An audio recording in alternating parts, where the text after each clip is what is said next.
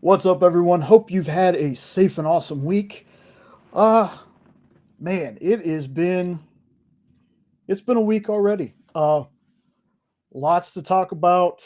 Yes, we are going to get into the Fantastic Four. It's going to be spoilers. The movie's been out for a while. We didn't get a whole lot of crap about Superman. We'll see if we have that for Fantastic Four. Um, just want to talk about real fast. My job, as always, I always got to bring it up. This past Friday at 1 Eastern, noon Central, we had, what's up, Triple B? We had, let me get to my thing here. There we go. We had Teenie Howard on the FOC show. If you don't know Teenie Howard, look her up.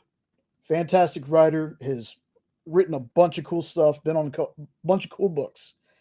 Now, that show's already happened. But I also want to talk about Monday.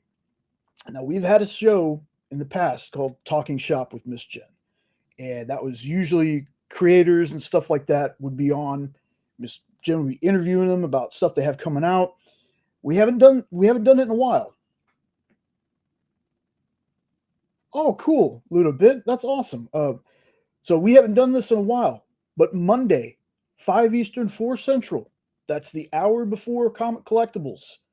We are going to have the legendaries. The legendaries. It's going to be a legendary talking shop with Joe Jusko and Joe Pruitt. Many of you might know Joe Pruitt from, he was one of the big wigs at Aftershock Comics, doing a bunch of great things now. And Joe Jusko is just a fantastic artist that I'm not going to pretend that I know their work inside and out, but I've seen it. And it's really good. This dude is a legend in the art industry. So that's going to be Monday on the Experience. Link is in the chat. Again, that's where I make my living. I produce the shows on there along with Kyle, who's been on the show before. So super excited for this Monday. Gonna try not to fanboy too hard, but we'll see. Again, a couple other things I want to bring to everybody's attention. And if you go to the description of this video, most of these links are going to be in that description. For Dynamite fans, Dynamite has the Vampirella Blind Bag Extravaganza. It's a Kickstarter project.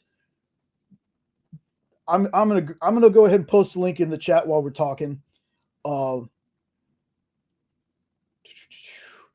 This is like a must have for fans of Vampirella. There's some cool stuff. Robbie put out a much better video than what I'm trying to explain. But this one for Vampirella fans, for Dynamite fans, this is going to be one to check out. Medals, all kinds of cool stuff in there. Also from Dynamite, this was very interesting. The Wizard of Oz, an amazing new vision by Sue Lee, is in the pre-launch phase right now. So make sure you check that one out. Hit that notify me on launch button so you get notified when they go live. Next thing I want to talk about real fast, because I was super excited when I saw this. The Curse of Cleaver County, #1 deluxe edition from our buddy Garrett Gunn. That is also on pre-launch. It's a horror anthology. Definitely can't wait to see this. Garrett is phenomenal. He has a million projects he's doing right now, but love this dude and can't wait to check this one out. Let's see. Last thing I want to talk about before I bring everybody on. I know this is like the cold open of the show. So I did not go through my Gen V rewatch on Top of the Boys. I stopped because Thursday we had another show, the season 2 premiere happened. So that day I was like, you know what I'm going to do? I'm going to rewatch Peacemaker. And I did. From season 1, episode 1 to episode 8. and then Jenna and I watched season 2, episode 1. This is going to be a weekly drop. This is going to be wild. They had fixed the Justice League cameo at the end of the first season. Spoilers for those who hadn't seen Peacemaker. This is not a show for the faint of heart. If you're a fan of the boys, it feels like a kind of a step below the boys, but still a fun show. If you like the show, I always suggest this. You should check out Peacemaker Tries Hard from Kyle Starks. That book is exactly like the Peacemaker you see in the show. So, yeah, Chip would be super excited. So, with all that being said, let me go ahead and bring on my brother in Hydra first up, just because it's been a while since we've seen him. Hashtag who shot. Yes. What's up, everybody?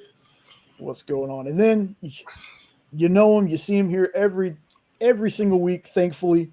I appreciate that. Trust me, I love having these dudes on. We got the WeirDopes, Mr. Nope, and Ed Weird. Hell Hydra. Hey, Hydra. What's happening? Hell, Hydra. Ooh, What's up, Nope? Hey, Eddie. very, very awesome to have y'all on here. This is going to be an interesting discussion once we get into the movie, I think.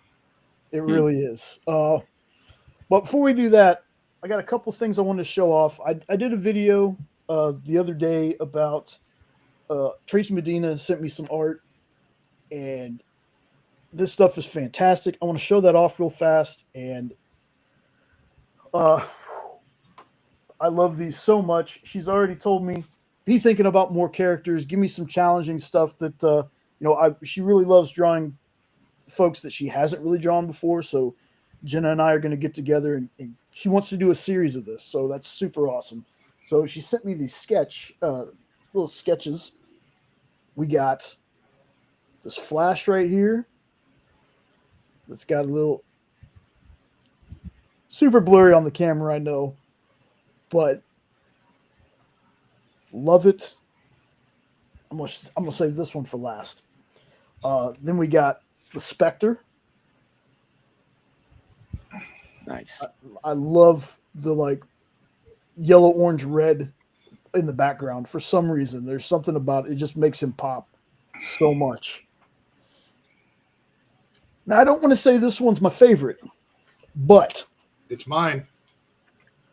we got this question. I love this one looks as good. well, man. God, it's so good.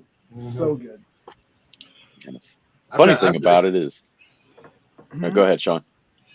No, go ahead. I'll remember mine for sure. Go ahead.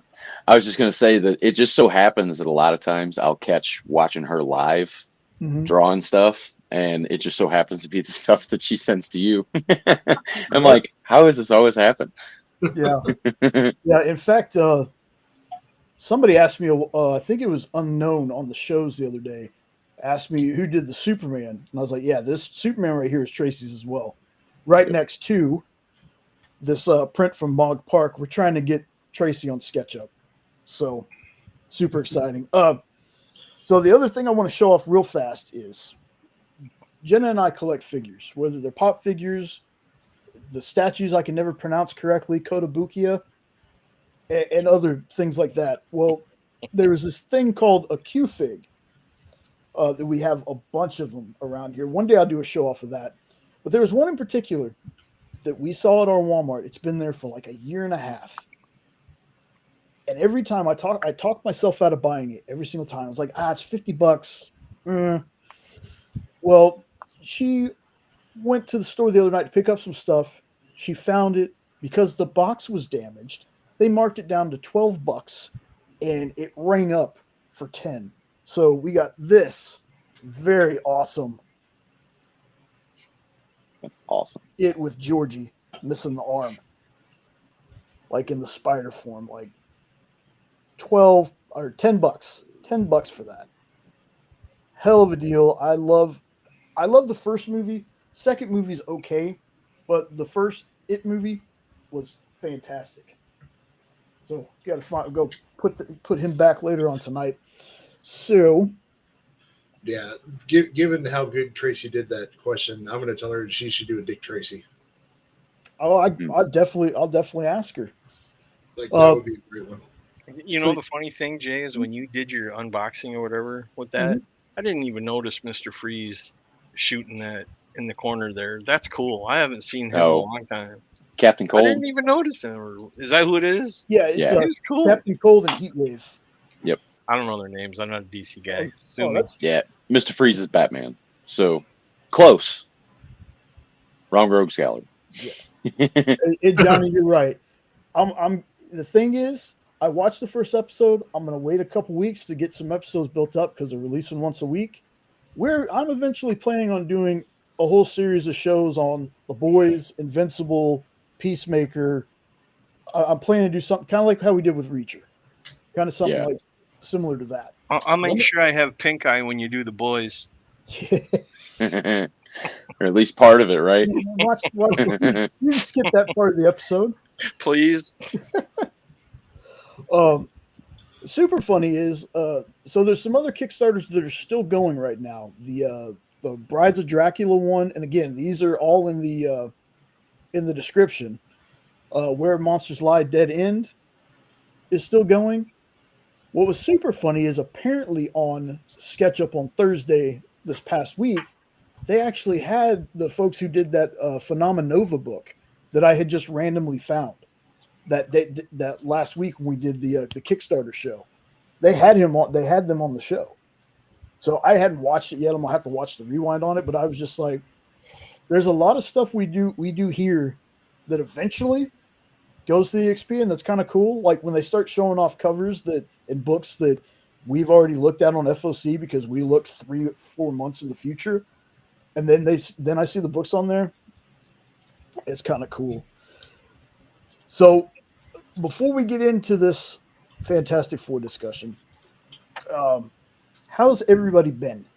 Like I know I see y'all at least once a week, and I talk to most of you almost every day. But how's everything going with y'all? You know, I just suffer at work while y'all get to have fun on lives every Saturday. Because, you know, get promoted. We'll get you on days as soon as we can. Yeah, I'll be surprised if it happens before next year. So I get to suffer. At least it's just a waiting process, though, and you actually got the promotion. Oh, I know. It's just, I like to have fun griping about it because, like, I really would prefer to be here than there. Yeah. Got to make money, though. Unfortunately. Yeah, because I can't win the lottery. No. If you win, I'll split it with you. I never win.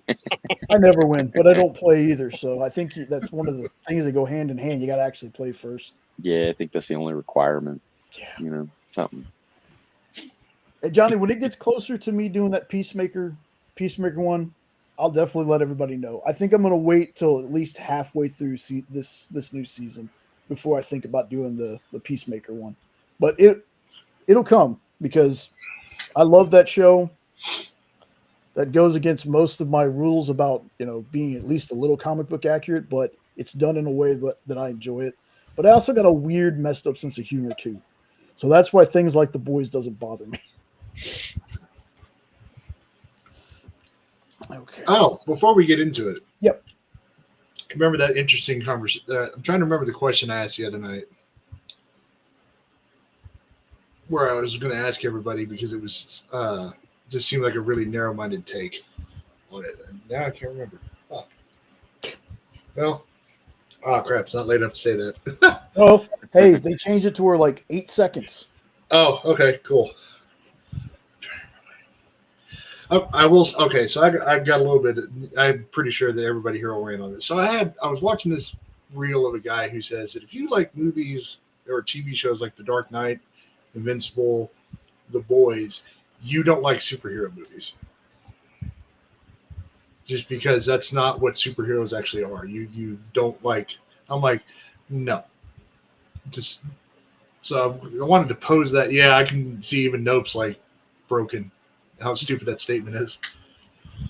Yeah, because like, what are they? What are they?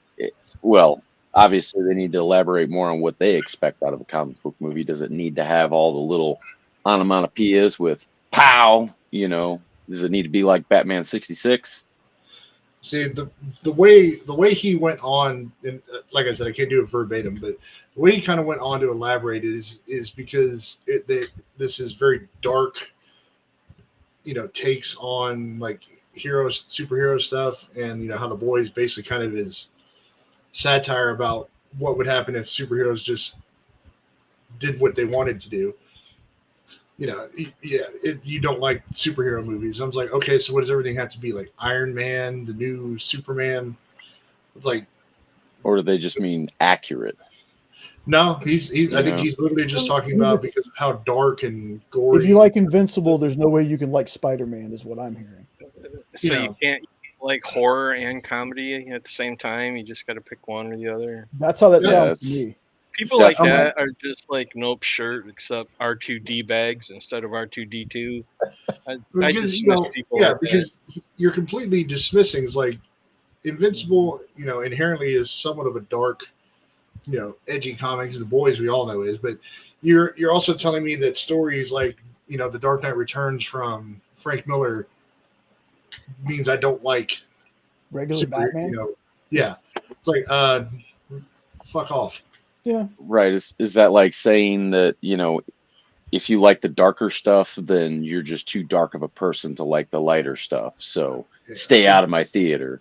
It's one of those, like, I found that such a narrow-minded view of everything. I was like, I like them all. So there's been very few superhero or comic movies where I'm just like, that was.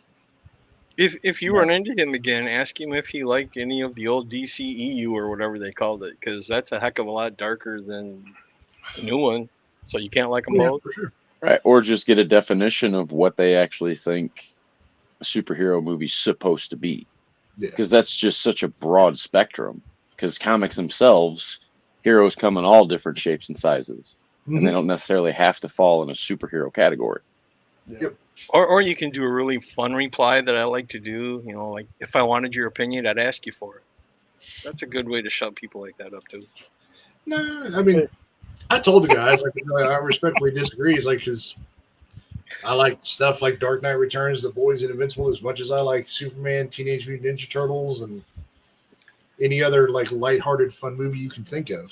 That's a nice reply, but when people say if you do this, you can't do this, they're not respecting me. So why would I respect their opinion? True. And to answer Ed, no, you're not supposed to be able to like the new DCU stuff and still like the DCEU stuff. Yeah, I've been told that already. You can only sit on one side of the fence. Yeah, but you gotta remember though, you can't also like DCU and Marvel. I prefer the Snyder cut of The Boys. That's the only one I'll watch. Yeah. So speaking of respectfully disagreeing, there's probably going to be a lot of that tonight. So I want to hop into this one. I just rewatched it. Before you start, people, I promise I'm not that guy, but I might appear to be that guy at points tonight. I will go ahead and say this: that guy. Everyone is like your opinions are respected. We don't all have to like everything. I can still love Ed if he hated Superman. Blasphemy! I would never hate Superman. End stream. Yeah, I'm out. Close the book. Like we don't all have to just agree on things. That's why I'm actually excited to get into this and talk about it, because we don't agree on this movie. Because after watching it for a second or third, I think it's my third time watching it. Yeah, I love this movie too. I think there's things about this that the Fox movies I think handled a little better. But for me personally, people are going to get mad at this. I don't want to compare Superman and Fantastic Four directly, but they're going to be anyway. I think Fantastic Four has a more cohesive story than Superman does. Yeah. Yeah, because they just took Foxes and remade them. It's the same story. It's the same story. Not even Same close. story. Really, not Nothing even different about that story at all, other Ding, than ding, ding. Here we go, folks. other than the graphic. No. So what are you saying? What are you saying? This was Fantastic Four: First Steps of the Silver Surfer. Well, no, it combined the first Fantastic Four and the second Fantastic Four together and remade them and added the good Galactus that we all were hoping to get. That's pretty much what they were. And technically, Superman just took Man of Steel and added different parts to it. Wow, yeah, that is so wrong. Because it's almost the same movie. There is absolutely no similarity between the Superman and the Superman and Man of Steel. Just did the opposite of everything. It's basically the same movie. It's actually more parts BVS. Okay. So who did Corn Sweat kill? Who did Corn Sweat kill? I'm still telling you, that dude's not going to be. That dude's not going to be Bizarro. Dude, you don't know that. No, I don't. No, that wormhole went to the Marvel Star Wars universe. Yeah. And he went on to be Darth Vader. He turned into Anakin. I forgot. Yeah. That's canon to me. Well, again, did he not look just like him though? As soon as that helmet came right off, like it was just like, wait, is that? Oh, no, that is. Yep. There are parts of Superman where I was like, that happened in Man of Steel just a little differently. Did anybody else notice when Ultraman or whatever you want to call him, his helmet blew off, and you first saw him that his left eye was looking like that way, while his other eye was looking straight, and that's what made me think he was going to be Bizarro. Because that was, I even sent Nope a shot because he didn't notice it, and he was like, "Damn." I was like, "Yeah, right." That's probably something they missed in editing. Just like that first time we saw the barrel roll, we had that weird kind of thing. Oh, but this one was way worse, dude. It was crazy. I haven't seen that. But next time you watch it, when the head, okay, I'll send it to him. Next time when the head comes off and he pops up and you see Anakin or Bizarro or whoever it is, take a look at this eye because it's looking straight that way and the other one's looking straight. And it's the creepiest thing. I'm like, that's a cool Bizarro look right there. Yeah.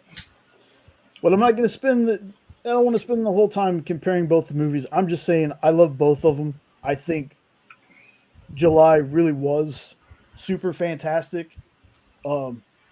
They're only trailing each other by 125 million. And while people will think, well, doesn't that mean that Superman kind of crushed Fantastic Four? Well, if you think about it, Jurassic Park crushed them both. Did they? I haven't seen the box office on that. Yeah, crushed Superman by $233 million. It's going to break $1 billion again, isn't it? Yeah. I thought that thing was getting bad reviews. It is. I pulled up some stats. Hold on. That's crazy. I moved my notebook. Hey, you got to remember. I mean, if freaking Captain Marvel can make $1 billion being a bad movie, so can Jurassic World. So is everybody just going to see it just to watch the train wreck? I'm offended that you said July was a good movie month and didn't mention I Know What You Did Last Summer. Hadn't seen it. Can't speak on it. I'm just teasing you. I know. No, he's not. He's being it is good. I like it. Back. I like it. So Rotten Tomatoes, which apparently we all care about again, because for a long time, when it was Marvel versus DC, which this is just a different Marvel versus DC to me now, it's just flipped. We didn't care about Rotten Tomatoes when they were dogging the DC stuff, but the minute it dropped to a certain percentage for Marvel stuff, I can't trust Rotten Tomatoes. But apparently, we trust Rotten Tomatoes again. Superman, it's certified fresh, 83%. The audience score, 90%. I think total was 600 million so far for box office. Fantastic Four, 475 million. And I need to start checking IMDb. This was just they're usually pretty good. Yeah, this is just stuff I grabbed because people are talking about Rotten Tomatoes again. It's certified fresh at 87% for Fantastic Four, with an audience score of 91%. This is exactly what I wanted, though. I wanted there to be an even enough field with these two movies So people like me, who's going to enjoy both of them, can be like, well, at least from those ratings, I could see that the majority of people enjoyed both of these movies.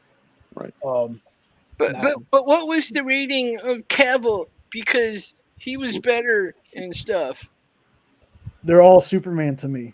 I know, I'm just joking. I know, but those movies are in like the 50%, I think. Like, I'm in heel mode because I have a feeling I'm going to be hated tonight by many people. nah. Just They put can get over it. They can get over it because we'll put Robbie in the chat. I would never want anybody on this channel to feel like they have to pretend to like something just to fit in. Because trust me, there's plenty of stuff I don't like. Oh, good. I don't have to pretend to like Jay anymore. Yes. You're a liar. Jurassic Park, 833 million so far at the box office. Now, is that worldwide that you're giving, or it just says box office? Oh, okay. So it'll be worldwide because Superman's only made like 200 million domestically. Yeah. So certified 51%, which I think was still fresh, but 51% and a 71% audience score, which audience scores is what I usually pay more attention to when it comes to stuff like that. Me too. But yeah, this movie to me, it was a blast. Yeah, exactly, Luda. And that's how most of us feel on this channel. So even if Ed doesn't enjoy this movie, it doesn't mean that he thinks one's better than the other, like because of the branding. You brought up a good point though. I really, after watching this, because it's a retro-futuristic Earth 828, I really want a live action Jetsons movie now. I really do. I think they could pull it off. I really do. All they'd have to do is some AI faces, and you'd pretty much have it, and then throw in Rastro, and you're good to go, man. And maybe that's part of why I like the aesthetic of this movie. I love the aesthetics of it. The cinematography is gorgeous. Yeah, I was a huge fan of the Jetsons, and again, I liked the Roger Corman Fantastic Four. I liked both the Fox Fantastic Fours. I tried watching Fan Four Stick, and I could not. I actually turned that movie off, which was one I never do. And if you're somebody who likes that movie, that's totally fine. It just was not for me. There's plenty of movies like that. Again, Ed and I were talking about this yesterday. Ed, I want you to tell me your feelings about the Fantastic Four, this movie. Are we starting with Fantastic Four or the other one? No, we're starting with the movie. No, but I mean the other one, Thunderbolts.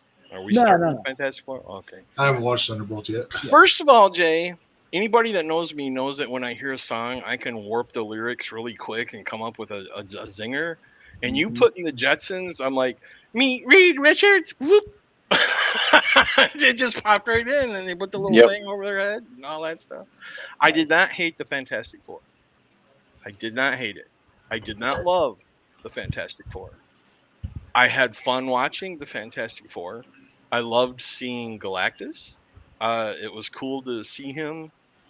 I really wish Pedro wouldn't have been so arrogant and shaved the stash. That would have helped a little bit. But like I said earlier, to me, there was really nothing new in this story. It was Fox's versions just retold. So that's why I didn't hate it. But I prefer the Fox movies over it, other than I wish they would have had Galactus, but that would have been impossible to pull off 20 years ago. But I enjoyed it. I've watched it twice. So I did what I did with Superman, because first time I saw Superman, I was like, I don't know if I like this or not. And then after I watched it again and I was able to put the pieces together, I'm like, I like this. And then after the third watch, I love this movie.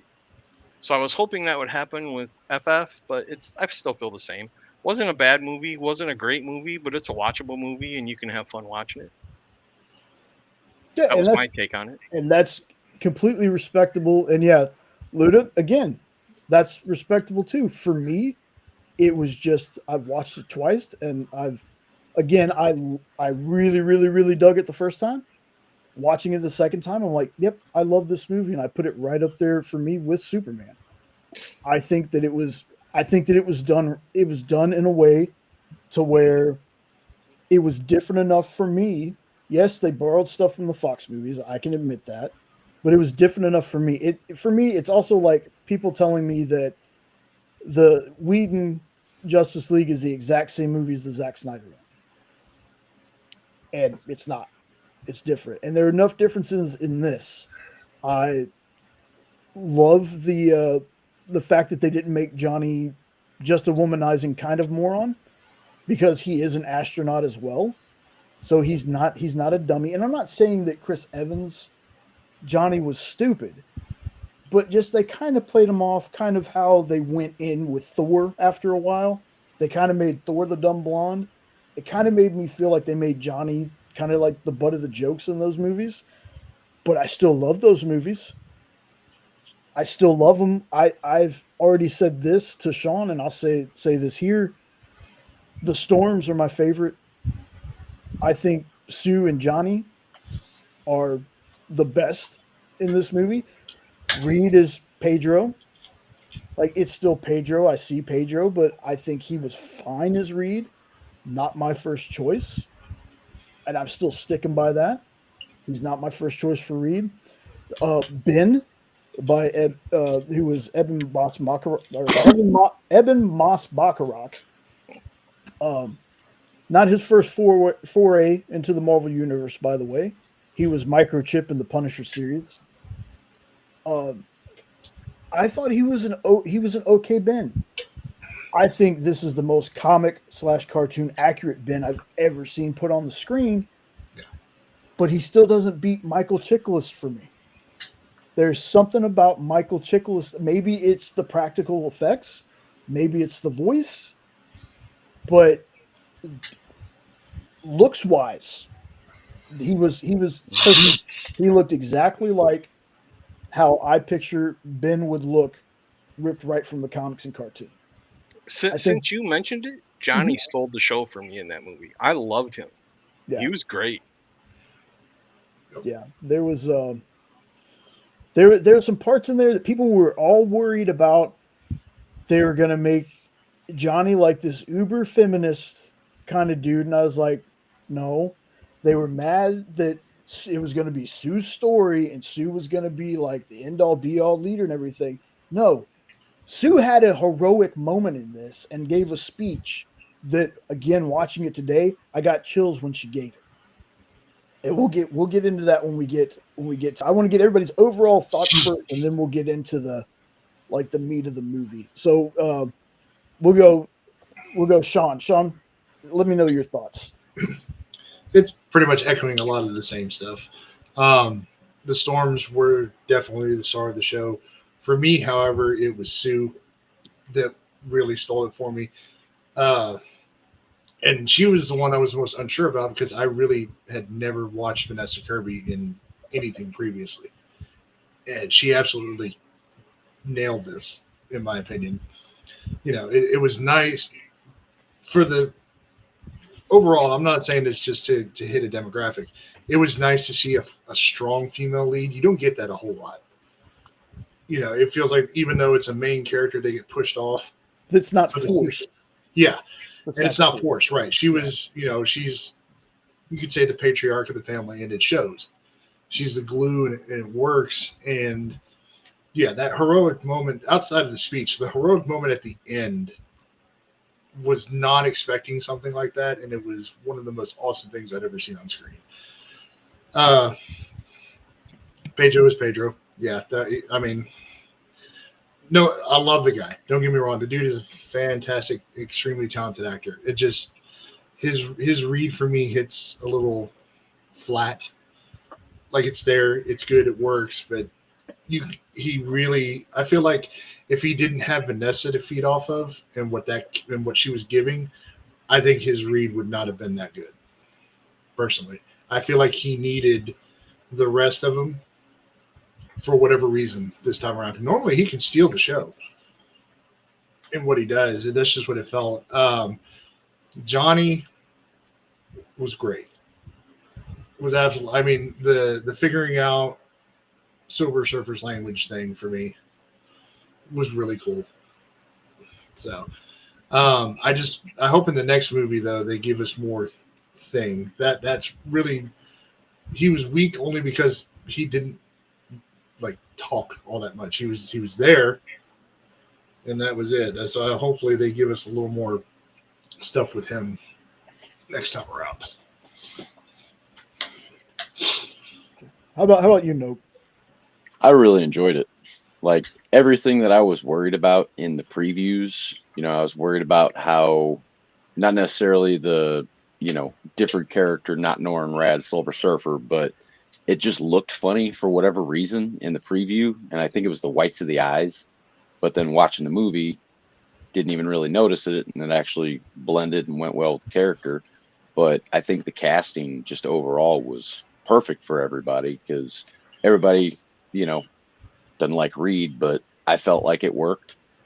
But the chemistry between Johnny and the Thing, I was really, really worried that they weren't going to hit that because that was perfect in the Fox series between Chris Evans and Michael Chiklis. Like their chemistry was great. And then these two knocked it out of the park too. So like the whole thing as a whole, I think the Galactus characters probably what stole the show for me just because, they did it really, really well with the CG and actually spent the time on it. It didn't look so rushed or choppy or just lackluster. Just, I don't know. I really enjoyed it. And I want to watch it again now that we're talking about it more. I didn't have a chance to. with the Galactus stuff, it really... Hey, Lorena. Hey, what's up, Lorena? The Galactus thing, for anybody who maybe hasn't seen it, like go look up the comic called Marvels that Alex Ross did. And there's a couple of those downtown shots that he has of drawing Galactus and whatnot. And I got those vibes from some of the stuff with Galactus being in downtown New York. Much better than a cloud. Yes. Way better than a cloud that just halfway talks. But it was kind of more of a scientific explanation, So I've always forgiven it for that. Yeah, and then obviously, like Ed said, just the cinematography in the world that was created with this was absolutely brilliant. Yeah, like kudos to Marvel for that one. That's one of the best worlds that they've ever actually created on it. I make fun of the cloud thing, but I was one of the people that defended it when it happened. I was like, they didn't have the rights to them, so basically that's all they could do. And I've usually been a Fox and Marvel proper like apologist when it comes to things, because it's like, for so long everything was sold off and split up, so it's hard for them to do certain stories because they didn't have access to the characters. Yeah. So I mean, I poke fun at it, but I love that movie. Rest in peace to Julian McMahon. I loved his Dr. Doom. Yeah, he was a good Doom. I love RDJ, but bro, you got some shoes to fill behind Julian McMahon. I'm still not sure what they're doing with that, to be 100% honest. But so again, y'all, this is going to be spoiler talk. So we are on Earth 828, I believe, but it's still in the 60s. It's not like we're in the year 2025. Yep. Mike's muted. Did you notice at the end, or did you realize after you watched it why they named it 828? No. It's the birthday of Kirby. Yep. Because at the end they split it into 8/08/ his year. Oh. If you don't pay attention, you miss it. Because I didn't catch it the first time, but the second time I was like, that's brilliant. That was his birthday. Well, okay. I'm gonna have to watch it again and look for it. Again, I cannot wait till both of these come out on physical media because I'm gonna grab whatever special steelbook package they have. So we start out on this universe and it's in the 60s. So it's not set in like a present day alternate Earth. It's set back in the 60s. Where the opening scene of it is Reed looking for iodine, I believe, and you have you have Sue in the bathroom taking a pregnancy test. And the pregnancy test is so futuristic looking. I was like, are we sure they set this back in like a futuristic 60s and we're not just in the future? No.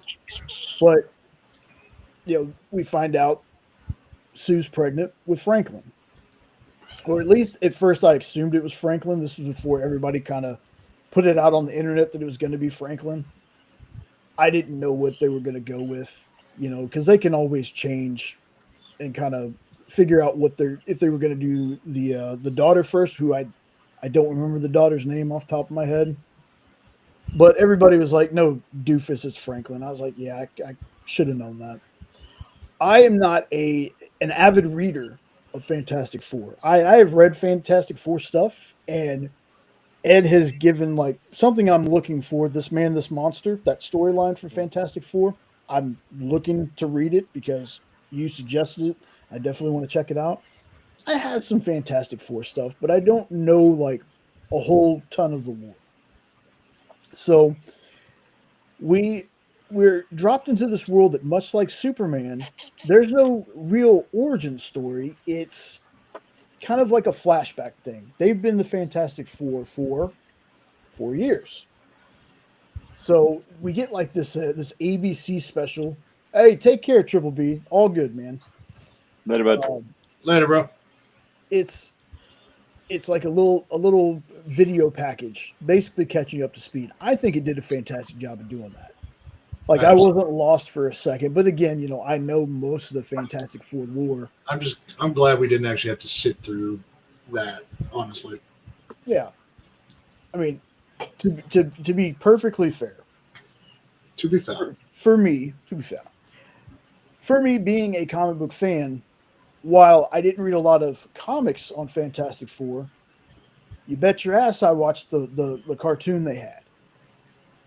And I hear the theme song all the time. Oh, the baby. So I definitely knew the origin story. I'm kind of glad that even for general audiences, we're getting out of this. We got to show the pearls. We got to show the alley. We got to show Krypton blowing up. We got to show the accident in the spaceship for the Fantastic Four. We got to show the spider bite for Spider-Man. I'm kind of glad we're getting out of that, because I don't think general audiences are so dumb that they can't catch on to what's going on. And maybe this also helps, because we don't talk about this enough when it comes to these movies also. When these movies are good, we saw a huge uptick in Superman sales in comic book shops.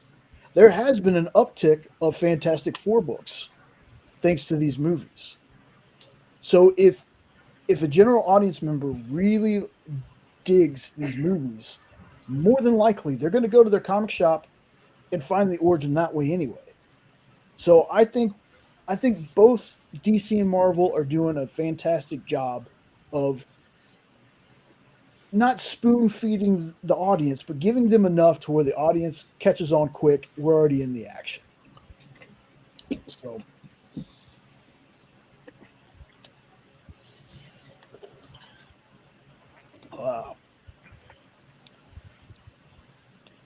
and anybody feel free to jump in at any part. So it's No, I really enjoyed how they did the Silver Surfer. Like how they actually made you somewhat afraid of her. Not, and I shouldn't say afraid of her, but the suspense, like you felt it, throughout.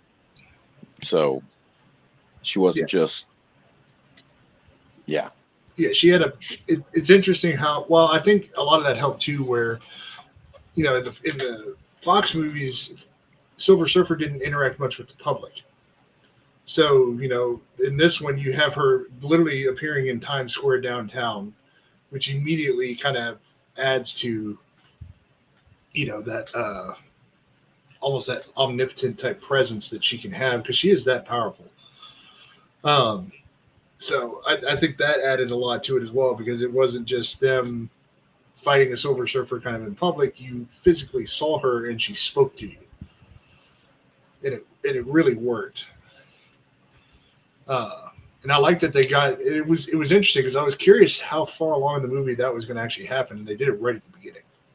Because I didn't realize we were actually going to that. And to their credit, this is what was fun for me. We got to spend a decent amount of time in space with it. Yes. So, which is for maybe anybody who's in here that, like me, I'm very ignorant when it comes to the Fantastic Four comics, but what they brought to the Marvel Universe was space. They actually were some of the first heroes, I think, that interacted with space.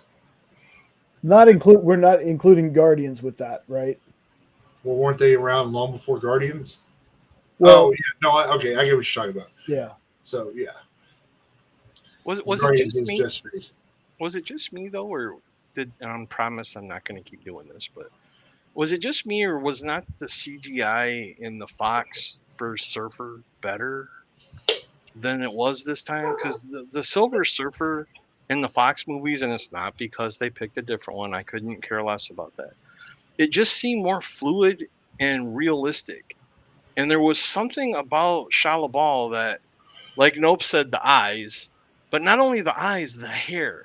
I wish they would have had her hair move or something instead of just looking like a statue.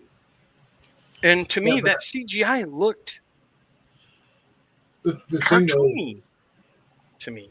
Whereas in the Fox movies, I thought it looked more realistic. You want to answer that, Sean? Because I got no, I'm thinking it's just because of whatever happens when she steps onto the board, and that kind of like I forgot what Reed called it, because it wasn't that she was naked, but it was some kind of like plating or something over. I think that's why her hair doesn't move, is because of whatever it is with the connection of the board that covers her body and stuff like that. I think that's a lot of what it has to do with. Yeah, in the comics though, they let her hair move, and it made it look more realistic. So I've actually I've never seen like a drawing of Shalla-Bal in a comic yet. I think Earth X is the one she's in. Oh, okay. I think Earth X is the one. See, I thought some of what they did with her though was cool, as like she actually used the board like she was. Oh, the surfing is my favorite part. Yeah, like she actually used the board like she was surfing, yes. Not just I'm gonna ride on the thing, like this big omnipotent being. Although, I mean, you didn't get the cool factor of him leaning over and going upside down, hanging on the thing like in the original. But what they did using her in the board and how she actually used it like she was surfing on the ocean was awesome. I love that part. And Ed, I agree with you. And the reason I agree with you is because I've been saying for a long time, I don't know what it was, but 2000 CGI to me normally looks better than the CGI we get today. I don't know 100%. What it is. It goes all the way back to that first Transformers movie for me. Yeah. I don't know why the Transformers CGI in that movie looks so much better. Mm-hmm. It's like the technology kept getting better and better, but for some reason the quality just wasn't there. Like she was handicapping itself. Yeah, like she wasn't so bad that it like took me out of the movie or anything. But I do think that the Silver Surfer we got in the Fox movies looked better. And I think there's also, because in the Rise of the Silver Surfer, we have, and I don't know if it was CGI or practical, but when he's separated from the board, it looks like a person in a costume. Yeah. It doesn't look CGI. And maybe just that split second made me appreciate the CGI for the character just that much more. That part was practical. Yeah. Because that was the same guy that plays Abe in Hellboy. He did the Doug Jones. Yeah, Doug Jones. He was the one that actually was Silver Surfer in the prosthetics right there. Yeah. But then Lawrence Fishburne did the voice. And to support your statement about older CGI, look at Gollum. He was perfect. Yeah. That looked like a living, breathing person. Or Jurassic I don't Park, understand why 25 years ago. Yeah, even Jurassic Park. Gosh, that was like 30 some years ago. Yep. And the dinosaurs looked amazing. Come and see a real dinosaur. That was Jurassic Park. Animatronic and CGI though. So the animatronics they had for that movie, again, Jurassic Park, say what you will about the other Jurassic Park movies. The first Jurassic Park is stellar. That is a stellar movie. I love when they use. I don't. CGI is supposed to be a tool to help, like enhance things. Right. It's when they do the full CGI and CGI is 90% of the movie. I understand you have to use it sometimes for certain things. We can't really go to space. I get that. At least shoot a movie in space is what I mean. I know we've been to space. Come on, now. But it feels like when you have something that good and the upgrade starts not looking like an upgrade, maybe we need to go back. Maybe we need to do that. You know, when you have a version of a program, you're like, let me just go ahead and downgrade to the version before. Sometimes it feels like that, you know. Yeah, I want suits for Godzilla movies. Well, it's like when you think about it, as much as we're kind of not vibing 100% with the Silver Surfer CGI, Galactus worked on the other hand, which was interesting. Mm-hmm. Maybe it's just a time thing. Maybe they just spent more time with Galactus because they knew how much hinged on it. Yeah, that makes a lot of sense.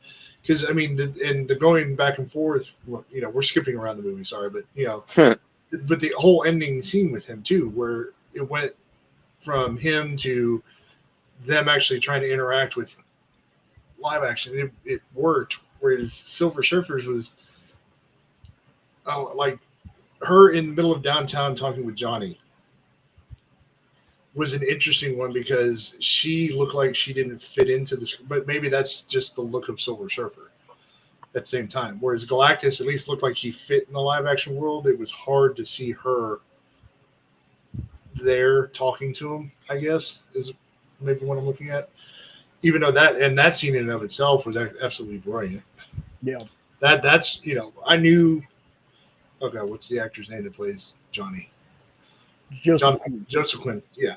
Like, I knew he was going to be good, and I was enjoying him up to that point, but that scene right there really took him up several notches. Because Johnny figured it out. Yep. That's the main thing I love about that scene is because it was Johnny that figured out her language.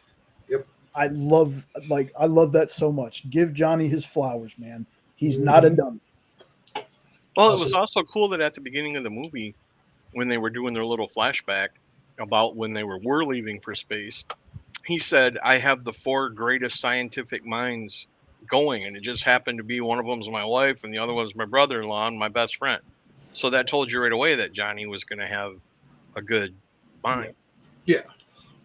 And like Jay said, though, with Chris Evans, they made him goofy and a playboy, and Chris was great at that, and that's what he was hired for at the time. Yeah. But yeah, like Jay said, like he's an astronaut. You're not a dummy who gets to pilot a shuttle. Yeah, you got to be kind of smart. Yeah, and so we have Shalla-Bal come down, give them the warning.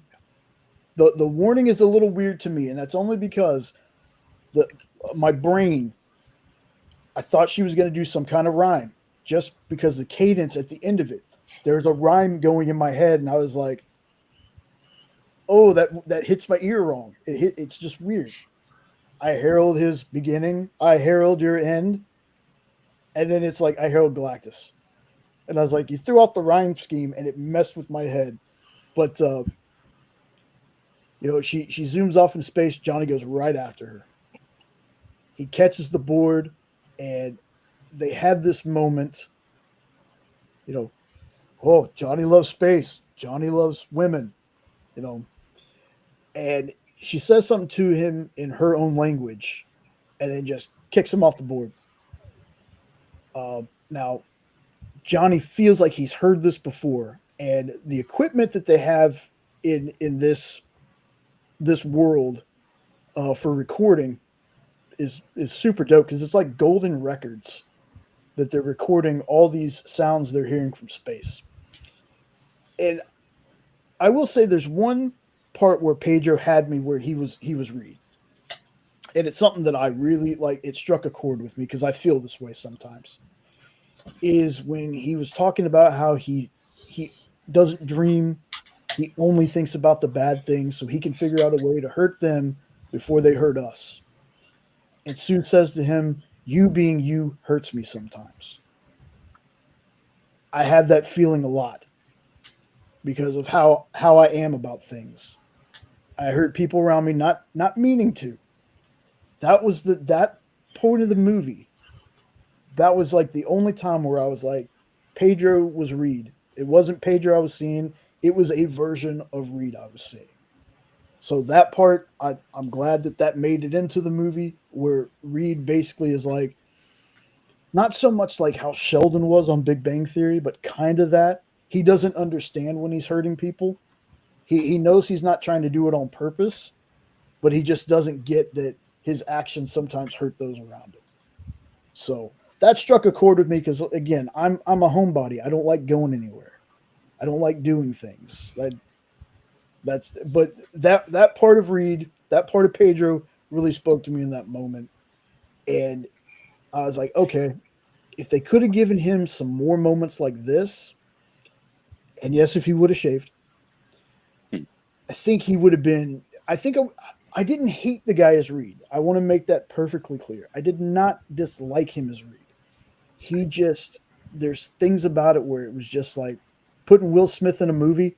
I only see Will Smith. There's some movies though that Will Smith has done where I don't see Will Smith. There are a couple. 7 Pounds, I think that's what the movie's called. If you ever seen that movie, I don't see Will Smith in that at all, and it kind of makes me wish Will would play more parts like that. But Reed is basically, it's just, I don't know. Pedro just didn't fit him except for in that moment for me. I also thought the moments where he was very frantic trying to figure out the equations on the board, that felt very Reed like as well. Because he shows, it feels like, at least the impressions I've got from him a little bit is that Reed always felt like the world rested on his shoulders if he couldn't solve a problem, and he had to solve the problem. So at least that felt like he had some kind of urgency in the character. So they shouldn't have shown the math. The calculus was wrong. I'm just saying. Just saying. Well, maybe that's how it works in that world. Maybe. So I'm saying maybe that's why he has a mustache in that world. I don't know. Yeah. But maybe that mustache can't cross dimensions. To me, he kind of played it almost like he was a savant, and he couldn't comprehend anything other than math and science. Whereas I don't want to keep doing this. The other one that I liked, he just seemed naive, but still, he didn't seem like a savant. And I thought that was played really well in the Fox movies. Whoever that actor is, I'm horrible with names. He looked like Reed. He acted like Reed. That's a tough one to remember, though, too. Took me forever. Took me forever to realize what his name actually was. I always thought it was Ian Grufford. No, it's Jan. Jan? Jan Grufford. Yeah. Pretty much. Exactly. Fantastic actor. English, of course, because for some reason English people do American accents better than Americans do. It drove me crazy where I knew him from. And Forever? If it hadn't have been... Huh? Forever? Jan, where I knew him from before Fantastic Four. Oh, it drove me crazy. I'm like, I know this guy from somewhere. Mm-hmm. And it wasn't until my wife made me watch Titanic again. Oh, yeah. For her birthday, he was the guy that was out in the boat searching for body. I'm like, oh my God, that's where I know him from. Yep. After those movies, he was on a show that got canceled way too soon. It was called Forever. He was a guy who was cursed that he was cursed with a good curse. He saved someone and they cursed him with he could never die. Or he resurrects, but he can only resurrect in water. So anytime the dude was killed, he would resurrect in a body of water naked. It was called Forever. It was only one season. How ironic that a show called Forever got cut off too soon. Yeah, exactly. Irony wasn't lost on me. But yeah, like the action scenes were really good. I like the little nod, and I don't know how many people caught this. But instead of having Alicia, I believe is her name, I can't remember her last name, as kind of like a love interest for Ben, they had something Rosalind or Roz. I can't remember the name, but I remember the Roz part because that was Jack Kirby's name for his wife was Roz.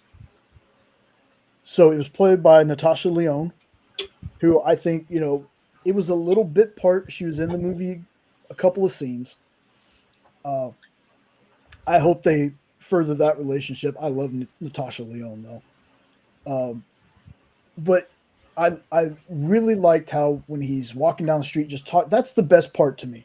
This is a movie where people are so used to the Fantastic Four that they say hi to him on the street. He can go somewhere and get a bag of cookies and walk down the street. People don't freak out. They're saying hi to him. Yeah, that one guy from the trailer. Hey, what time is it? That's Say the always something I was day. saying in the cartoons, man. I don't Yeah. do that. I don't Yeah. really do that.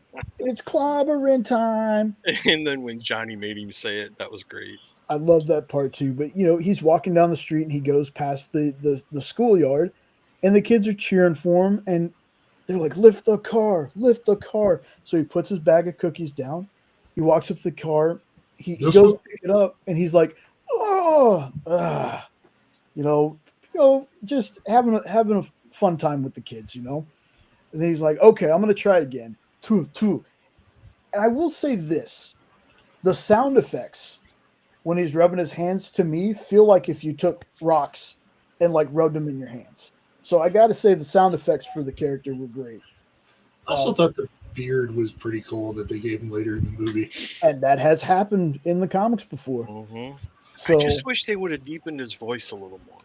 That's the one thing I had too. That's the one thing I was like, man, if you just would have deepened the voice, for me, that would have put him on par with Michael Chiklis. See, it wasn't even a deepness thing for me. It needed more scruff to it. Yeah, gravelly. Yeah, right. I guess guess that's a better word. That's a better word. Yeah. He should have been a smoker. Yeah. Yeah. But he lifts the car up. The kids are cheering. Goes to put it down, and that's when Natasha Lyonne's character, I'm just going to call her Roz because that was her last name, comes out there, and he's like, cute little banter between the two. I love the fact again that he can just walk out in broad daylight and nobody like freaks out. He's just another dude on the street. He's just a hero. Where in the Fox movie, again, it's no knock on them. That's because they had literally just started. It was people were so afraid of it. And even in the second movie, it feels like people were a little more, they know Ben's a hero, so they weren't as bad as the first movie. But this movie for me is like, I'm glad they've been doing this for 4 years. So people are so used to Ben. It's like, okay, this rock dude is going to grab cookies. Nobody bats an eye. I also wish they'd have had Ben do a little more. Because he really didn't do much other than knock that one building down. Yeah. Yeah. A lot of his great stuff came in the flashbacks. Mm-hmm. I'm gonna grab the anchor chain to a boat and pull it to safety. Yes, that was cool. And stuff like that. That's where a lot of his heroics showed up. Now, I don't, and maybe Ed, you can help me with this. The interesting thing I found that they did was with Johnny, where he's not always full flame on. Mm-hmm. He can either be. It seems like he can have it on parts of his body, where it allows him, I guess, to carry people. Like, is that a thing in the comics that he can do that? Okay. Yep. I didn't know if that was something they were just doing for effect, or if that was actually a thing where he had that much control over what he was doing. Because Christopher never did anything like that. He was either always flame on or I'm Johnny. Well, the only thing he did is when he first found he had the powers, he'd snapped his fingers and made like a little candle appear so that he could kind of control it. And the other thing that they did with him that he did do in the comics is when those skyscrapers were on fire and he was able to suck the fire inside of him. Yeah. I liked that they did that too in the movie. Yeah, that was brilliant. Do you know that two of the Roger Corman people make cameos in this movie? Jay Underwood and the guy, I cannot remember the guy who played Thing in the Roger Corman movie. He's an actor that most people know if they saw him. They're two of the workers when Johnny stops that fire. They're two of the plant workers there. So Jay Underwood from Not Quite Human. I think I'm the only person that remembers that movie. Yeah, was he not? Chip the Android? Oh yeah. Yeah. Yep. Okay. Yep. Love that movie. Yeah. Yeah, he was one of the workers. It's Carson, C-A-R-S-O. He's brilliant. Yeah, he played. Also, yeah. Going to give a nod to a character we haven't even discussed yet. The guy playing Mole Man was fucking brilliant. That dude, for sure. Dude, I love that guy. Love him. Don't call me Mole Man. So what do you want? I want him to ask me. Yeah. Yes, that was he's a wrestler. I was so worried that they were just only going to have him at the beginning of the movie during the flashbacks, and I'm like, "There's no way that that's all they're using him for." Yeah. He's fantastic. He was a wrestler. He's in a tag team with Danhausen. Oh, nice. So Paul Walterhausen. He was. Yeah. That guy was absolutely that was a casting that I don't know anything about Mole Man, and I'm like, yes. Yeah. That works. They used to call me Mole Man until I had it removed. So how many of the Austin Powers jokes did you have to get listened? Oh, that might have been before that. What? I was just joking. Well, you got me. But yeah, Jay Underwood played Johnny Storm in the Roger Corman that you can watch. You can watch it on YouTube. It's so terrible, but it's so good at the same time. It's one of those, they made it just to not lose the rights. That movie is going to make my bad movies to watch eventually, for sure. The guy who played Reed's in it. The chick who played Storm is in it. Hey, what's up, Phable? Good to see you, Phable. brother. Hey, Phable. So I thought that was a nice little nod. They had the Roger Corman crew cameos in the movie. I can't remember where the actors who played Reed and Sue were in the movie, but I know they're in there. But Jay Underwood, I'd recognized him 100% first time I saw him. Can I say something real quick before I forget? Because I learned something this week about Superman that I did not know. Mm-hmm. Corn Sweat did the voice for the Hammer of Bavaria because they have a clip out there of Gunn, and he's like hiding his voice like you do for Bane. He's talking into this, and he's hiding his voice. And he looks up, is that good enough? Do you want it more menacing? And I'll be like, no way. I didn't even realize that. So I thought that was a fun little tidbit that I did the Hammer of Bavaria. You can't even get through without laughing. Oh, he's so tempted to do the Bane voice right now. I can just see it in his eyes. I feel bad because I recognized it right away. Of course you did. You're Mr. Superman. But a lot of the behind the scenes, like the more they show of David doing things, the bigger a fan of just the guy I'm becoming. Oh yeah. Like the debates between him and Gunn on that speech where he's talking to Lex in the town, That's a great watch. While they're watching the two of them talk about it. Because I saw some people like, well, why are they that they weren't arguing? That was a creative discussion. And James, I think even said, he goes, I was just trying to match his energy because he was really in the moment. So because you could hear him go, all right, let's do this before we lose this. Yeah. Yeah. And you see James rap him and like, let's go. Those behind the scenes things are amazing for one thing. Like I love watching them, but there's also that some people are going to take them out of context and do their videos about how there was all this drama and crap behind set. But if you actually sit there and watch them and listen to the whole thing, it's just like the one that really gets me is apparently, and I have not looked this up, so take this with a grain of salt, but if I read it correctly, David had lost his dad. So that scene with him and Paul Kent talking, that was like he was drawing emotions from the fact that he lost his own father. If I read that correctly, that whole thing was like a therapeutic thing for David. So That scene Sean was talking about though, with them trying to get that speech right. The coolest thing about that is at the end when Gunn was a little misty eyed. yep, That told you right there that they really care about the movie and the character, Yeah. regardless what anyone says. exactly. I love those behind the scenes things. I get down the rabbit hole in those, and it's 3 hours goes by. That's what, I to can't me, wait. To me, that's been the best part of what Gunn's doing so far.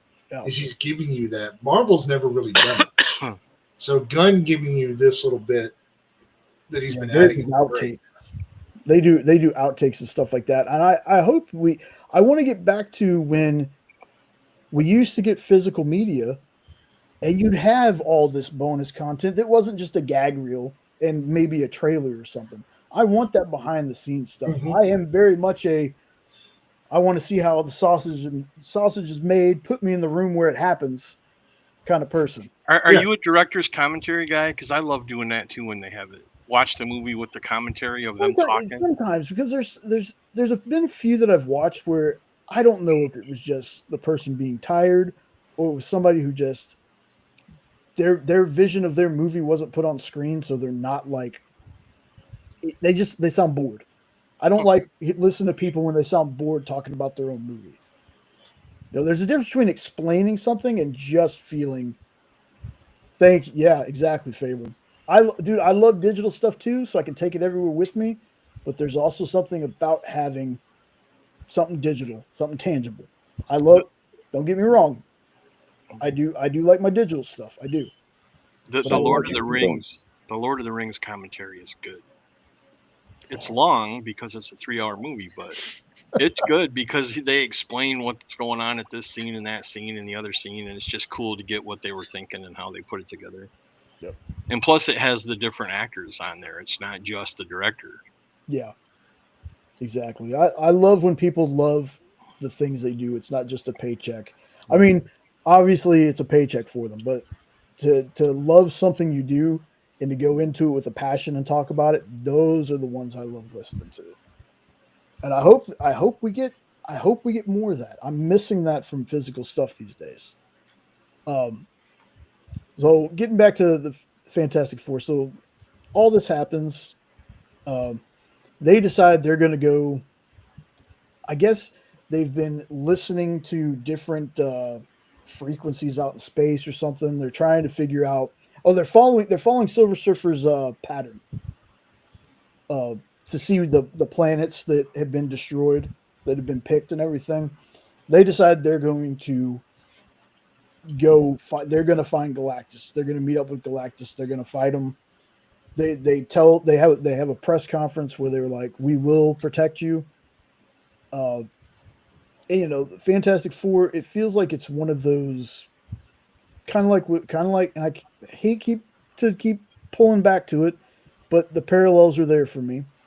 How when we start the Superman movie, it said he's basically never been defeated until that moment.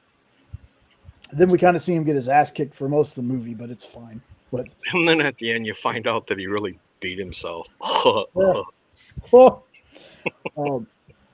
it's kind of what they did here. Everybody is so hell bent that Fantastic Four, they're going to take care of this. There's nothing to worry about. So they get on their ship, which the ship looks so cool, and it's called the Excelsior, which obviously a nod to the great late Stan Lee. That man, he lived a good life. I understand that, but man, I still feel like the absence of his presence in some of this stuff. Even with the cute little nods and Easter eggs they have for him, it's just not the same as seeing Stan there. So he was my surrogate dad for a long time, so I missed him a lot.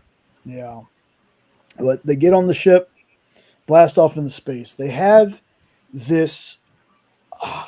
I guess it's not maybe it's a station, but it's kind of like an add-on to the ship that gets them to travel at FTL, which means faster than light.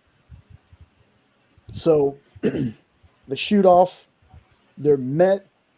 They see this planet, and the next thing you know, the planet's kind of like bursting in the middle, and you see this like gigantic tube or something. I don't know exactly what they are, but Hole saws. yeah. So all this time, also, I forgot. It feels like they skipped some time because Sue is very pregnant when they go into space. I want to point that out too. So Reed has Sue hide the ship as they're kind of flying around with this planet. Basically, it explodes. So they're dodging everything, and next thing you know, tractor beam, blam, hits them. Even when they're invisible, hits them. They can't control anything, so they decide, or Reed decides to shut the engines off because we already see 2 or 3 of the engines kind of blow. And Surfer comes down and basically says, "You shouldn't have come." Johnny, your girlfriend's back. Yeah. Yeah. Yeah, Galactus will speak with you, blah, blah, blah.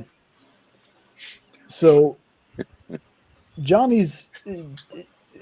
had this idea for spacesuits.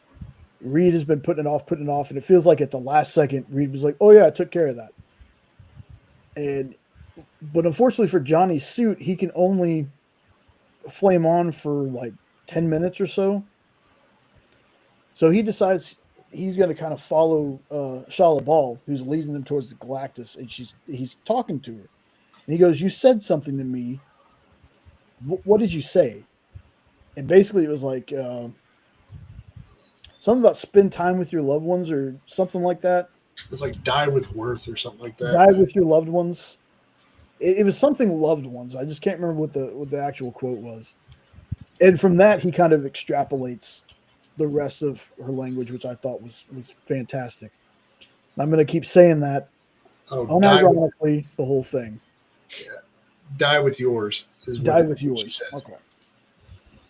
So they go and meet Galactus, and again, the first time I saw Galactus, I was like, "Okay, this looks good. This Galactus looks good." And I believe it's Ralph Ineson, who, if you've seen Ready Player One, or probably more famously The Witch, he's the lead in The Witch. Come on, Ed. Everybody was calling it the Vivitch. You had me for a second. I'm like, what the hell is he talking about? And I'm with you. Yeah. Like, Vivitch, what is that? Fantastic actor. I think good cast. Just I know they were just going to CGI him, but using him as the base model, I think it really worked for me. So he basically tells them that Franklin, which they haven't named him Franklin yet, but we know it's Franklin, that their baby has the power cosmic. And Reed is very confused because he's like, "I've ran all these tests. I've ran every test that I could." And I will say another just beautiful part of the story happens earlier when he wants to run a test on Sue. And Sue basically makes her stomach invisible or see-through, so Reed can see the baby. And I was like, that was beautiful. Like CGI or not, that was a beautiful moment. I really like that. But apparently Franklin has the power cosmic according to Galactus. And Reed's like, "There's no possible way. I've ran every test." And Galactus is like, "He's hiding it from you." Now, if nobody knows what Franklin Richards' power is, Franklin in the comics, at least the ones that I know, they probably could have changed it by now. Who knows? He's a reality warper. He could basically bend reality to his will, which I always thought those characters are a little too overpowered. Being able to warp reality kind of is a little too much, but that was his in the comic. So Galactus basically tells them, "You want to save your planet? Give me your kid." And I know that there were some people that argued that it was one life for billions. To which I said, "I'm not a parent. I have many Jen and I have many, many nieces and nephews, right? I can tell you just from my love of those kids, I would have done the same thing. I would have been like, nope, you're not taking my kids. You're just not. So I'm kind of on their side with that. So Johnny, I believe, was the first one that Galactus does something to Sue, and I can't tell what it is, but I think he's a pregnancy. What is the freaking word I'm looking for before pregnant? Induces labor. That's what I'm trying to say. Induces labor. We're not doctors. Yeah. Yeah. Sorry, y'all. But Johnny's like, boom, right after him. And this was the first time that we see Silver Surfer using the surfing because he's melting all these parts off. So there's like lava flowing down, and she like barrel rolls in one of the. Oh, it's so dope. Like I love the surfing scenes, but they start to get out of there, and they have Surfer just on their tail, and they get to their little docking station so they can hit the FTL mode. And Ben's not really, Ben's trying to go away fast, so he's just scraping into this thing, right? Gets it connected, they go and take off. Well, Surfer like follows them into this freaking wormhole thing they're creating by going faster than light, and she's surfing around the sides. Here's where it gets a little strange to me, and I don't know if it was pregnancy brain or something like that, but Sue basically says, Johnny, kill her. Like, no hesitation, no stop her. It's no, Johnny, kill her, take her out. So Johnny gets on this, like, I guess plasma cannon or something. And well, he's shooting the beams, but since they're going faster than light, it's bending. And it takes him, I think, 2 or 3 times before he finally angles the gun to where it barrel rolls, bam, and hits her. Yeah, and I think as far as her mentality about it, it's more so that the surfer's been sent after the baby. Yeah. Not necessarily the team, but just the baby. So of course she wants nothing's gonna stop her. Yeah, because that important bit, like right before they jump in, you hear her yell Ben because she reaches almost into her stomach with her, and then they hit it. Yeah. So after thinking about it, yeah, that's probably the logical thing, kill her. So they decide to get out of the FTL mode next to a neutron star, I think. Yeah, he said he goes that's a big neutron star. You're trying to go that kind of like a black hole. Yeah. Yeah. And I think that's another cool shot, by the way, when they get out of it and Surfer's still kind of in the stream, and the next thing you know, she gets out of it. I think that's a really cool shot. So they decide they're going to get as close as they can to this thing to kind of trick the Surfer to getting close to it and getting sucked into it. Basically, that's what happens. Yeah. Then they're like, we don't have enough power to get home, so they decide to slingshot off of this neutron star to give them the power they need. And this is where Franklin is born. And I've heard a ton of people complaining about there's no blood or anything like that. I'm like, y'all, they're not going to do it's still a Marvel movie. We're not going to see her crowning and shit like that. The CGI on that pregnancy birth, it was not accurate. I've been in the room. Yeah, exactly. It's like, I didn't see any poop. Give them a little bit of leeway, folks. They can't get too in depth with it, okay? So Franklin, I think I was more surprised that Ben was ready to cut the umbilical cord. It's true. That's true. That's like I said. They get back to Earth. I don't know. There must have been some time that passed, but I don't know how much time has passed. But obviously not like years or anything. But they get back, and the first thing that happens is like a press junket. Didn't they say a month? Yeah, They were gone for a month.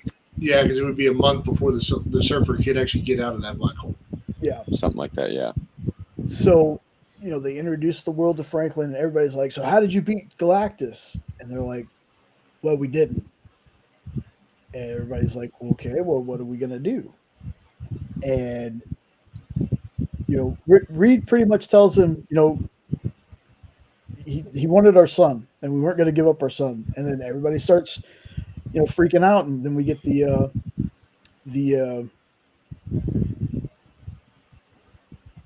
everybody kind of starts turning on the Fantastic Four. Yeah. To which again, a lot of people were like, "Wow, they kind of turned on the Fantastic Four really fast." But I'm like, well, if you remember, again, it's Superman. It's kind of the same thing. One thing gets leaked that we still don't know if it's true or not. I'm still going that I don't think it's true, but we'll see how it goes. And that's all it took. So in both movies, it's kind of a parallel of how quickly, as a hero, you can go from being loved and worshipped to hated and feared. Like it can flip just like that. Just the wrong thing can happen, and that's what happens with them. So people start protesting, and Reed is trying to figure out what they can do. He's like, I don't know, because they asked, "Are we safe?" And Reed doesn't know the answer. So they decide Reed's gonna work something out. And earlier we had seen Reed working on this transportation device, and a lot of people that know Fantastic Four and a lot of things in the comics, Reed has a transporter. We saw it used in Doctor Strange and the Multiverse of Madness when they showed my fan pick that I've wanted for years, and I finally got to see him, John Krasinski. Which we talk about Pedro not shaving his mustache, okay? But in that one, he had a full beard.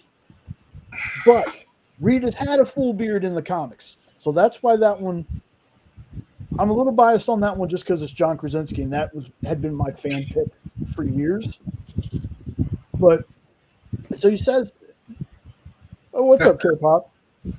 So you know how that goes, Kpop. Lurk life, yep.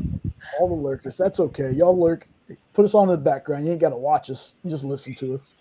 I was more talking about tearing the room apart. I'm in the process of doing that here. It's a nightmare. I need to do that to my office just to rearrange some stuff. So he's got this teleportation device. He's only teleported an egg across the room, though. So they're trying to figure something out using something like that, and he can't figure it out. And that's when we had the conversation that I talked about earlier about him saying he doesn't dream. He just thinks about the worst possible things so he can make sure to hurt them before they hurt us. And Stu says, "You being you hurts me." So the community's like protesting outside of the Baxter building. And Sue takes it upon herself to go down there and introduce the world properly to Franklin. She gives just this speech that to me is right on par with the one that Superman gave to Lex in that movie. Yep.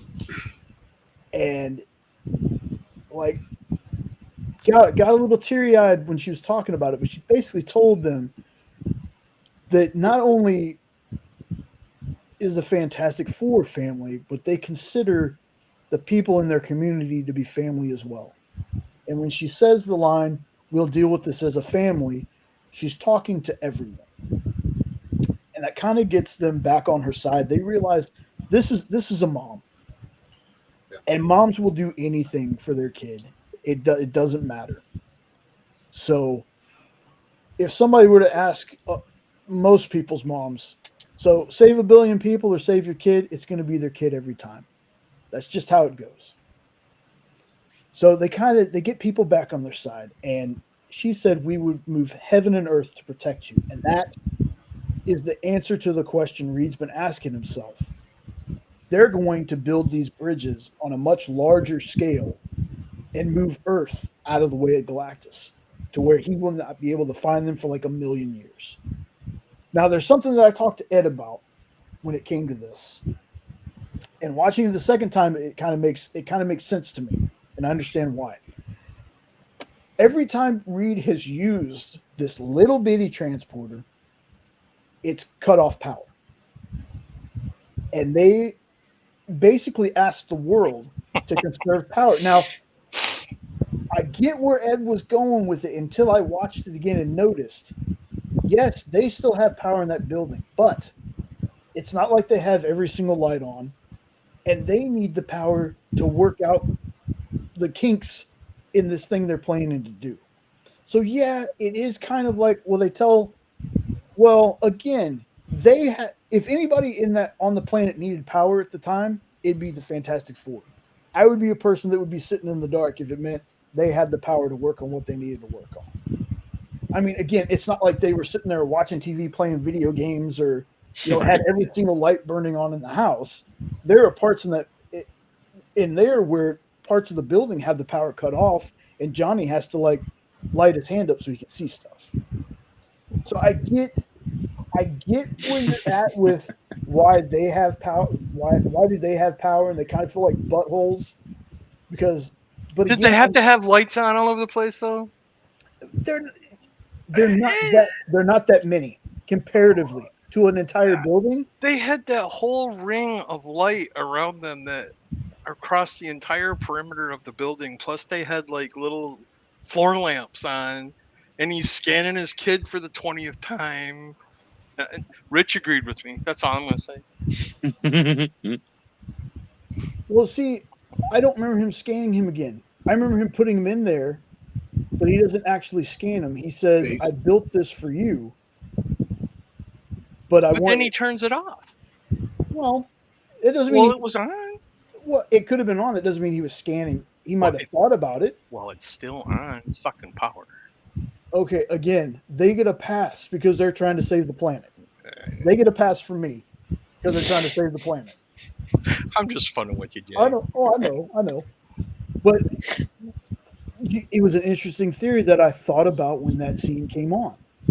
Like, it was an interesting thing that you said that I thought about, and I looked and I was like, okay, they could have gone without some of those lights, but I understand the need for them having power because they're the one building the bridges. They're the one having to connect. And they had to have power somewhere on other parts of the planet because how else were they going to talk to people and get everything connected? So I don't think they were the only people on the planet that had their power on. Well, no, it was weird because when they did that part, everybody had power. Yeah. I think they conserved just enough. Yeah. But it was funny, though, because it shows the whole globe going dark and all the cities going dark and the whole world going dark. And then you blip inside and here they are with lamps on. And it was funny. I know. But then there was the signs about lights out at 8 p.m. So I don't know if they meant they were dark the entire time they were working or if they just had set aside moments. Are you going to play the time zone card on me? Yeah, I don't. What if they didn't turn any of their lights on during the day while everyone else did, so they could turn them on at night? Maybe they had an arc reactor in the basement since they stole everything from the Fox movies. They stole from Iron Man also. What they stole from Iron Man? I just said they had an arc reactor in the basement. It was a joke. Oh. Well, I'm sitting here thinking, wait, did I miss an arc reactor? Come on, man. I didn't see every Easter egg. I gotta get a better copy so I can go through frame by frame. Yeah, you win. I'll give you that.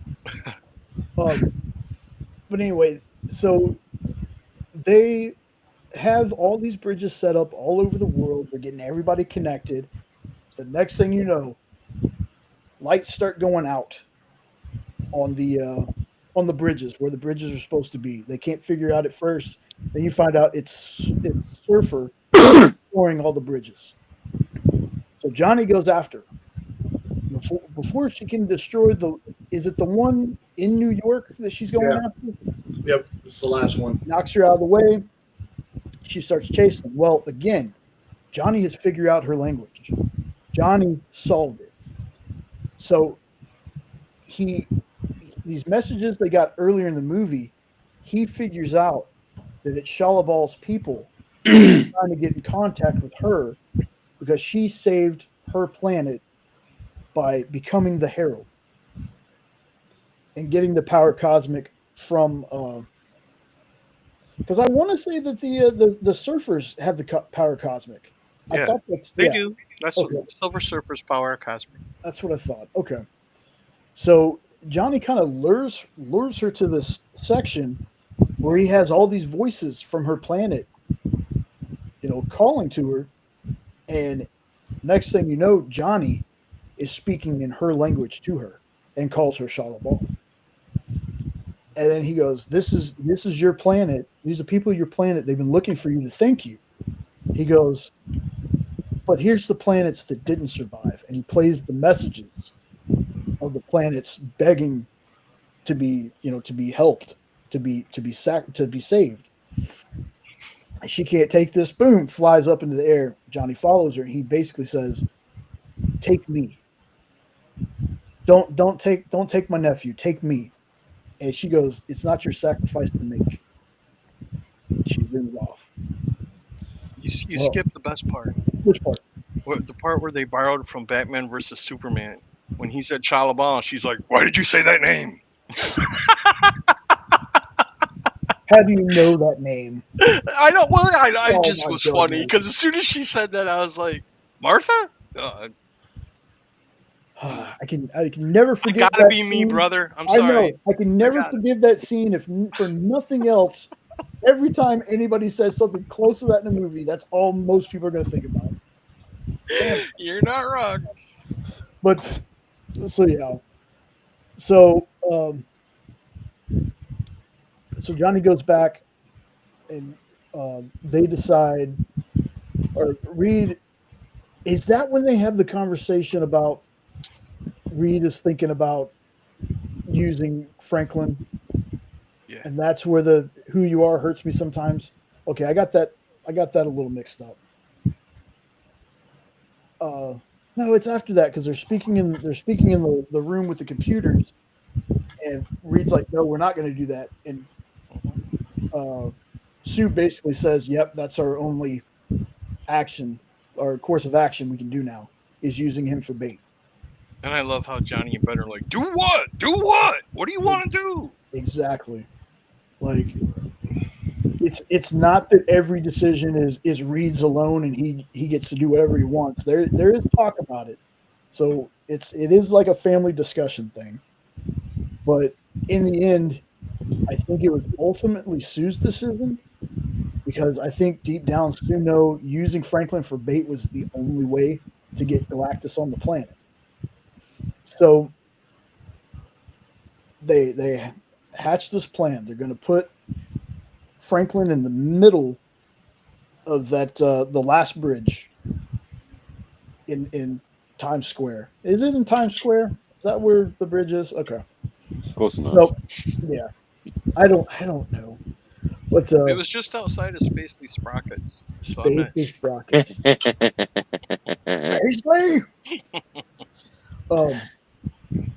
So we finally see Galactus makes it there, drops down in the water, and we get that shot of him standing up and looking at the Statue of Liberty. He walks on the land, picks up like this tree by the roots, like digs into the ground. He's like smelling it. And I'm like, homie really is going to eat this planet. He really is. Was there any part of you that was disappointed that when he saw the Statue of Liberty that he didn't take it out?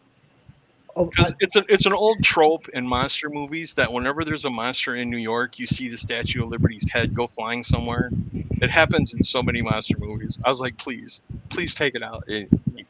I was bummed. Yeah, a little bit. So that's when, before he gets there, because again, we're skipping around because that's how we do here. Tangent lines everywhere. That's when you have them go and talk to Mole Man about taking everybody down to Subterranea. And apparently there's some more Easter eggs there. I cannot for the life of me remember what they are right now, but there were some Easter eggs. There was a weird shot of a woman with a turtle, and I don't know if that meant something. April O'Neil. I mean, no, because I can almost halfway buy that it's like it was a nod to the Turtles, because the Turtles and Daredevil are connected. But I thought the same thing because she had 3 turtles in the jar or in the thing. Yeah. But they get everybody to the Subterranea, and so New York is empty, which a lot of people again complained about that part too. So we just see Galactus walking around an empty thing. It's like, look, people complained about the Man of Steel fight scene with Zod because there was people everywhere. So then in BVS, they took it to an abandoned part of the city. People complained that the city was abandoned. So I knew they were probably going to complain that New York was empty because they wanted to see people get crushed. I don't know. I need chaos. The only thing I wish they would have explained is that Galactus can change his size. Because when he first shows up, his shadow covers the entire city, and the next thing you know, he's walking between skyscrapers and they're taller than he is. Yeah. Because that was a little confusing. Yeah, I wish they would have shown the shape shifting a little bit. Right, something. Yeah. But you have him scanning the city. He finds Franklin, starts walking towards him. And once again, and I knew this was going to happen, this is a trope that is in literally most movies you could think of with something about trying to trap something. He goes to step right on the spot he needs to step, and he stops. Because right before that, they kind of attacked him, and Reed switched out the bassinets.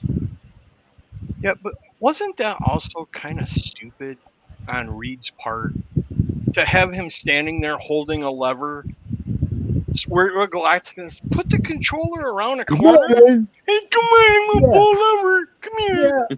That was kind of stupid. I'm like, why would you put the controls? There was part of it, and I didn't have a long enough cord. Yeah, I mean, I understand that, but I also remembered that they built this with the intent of disappearing the planet.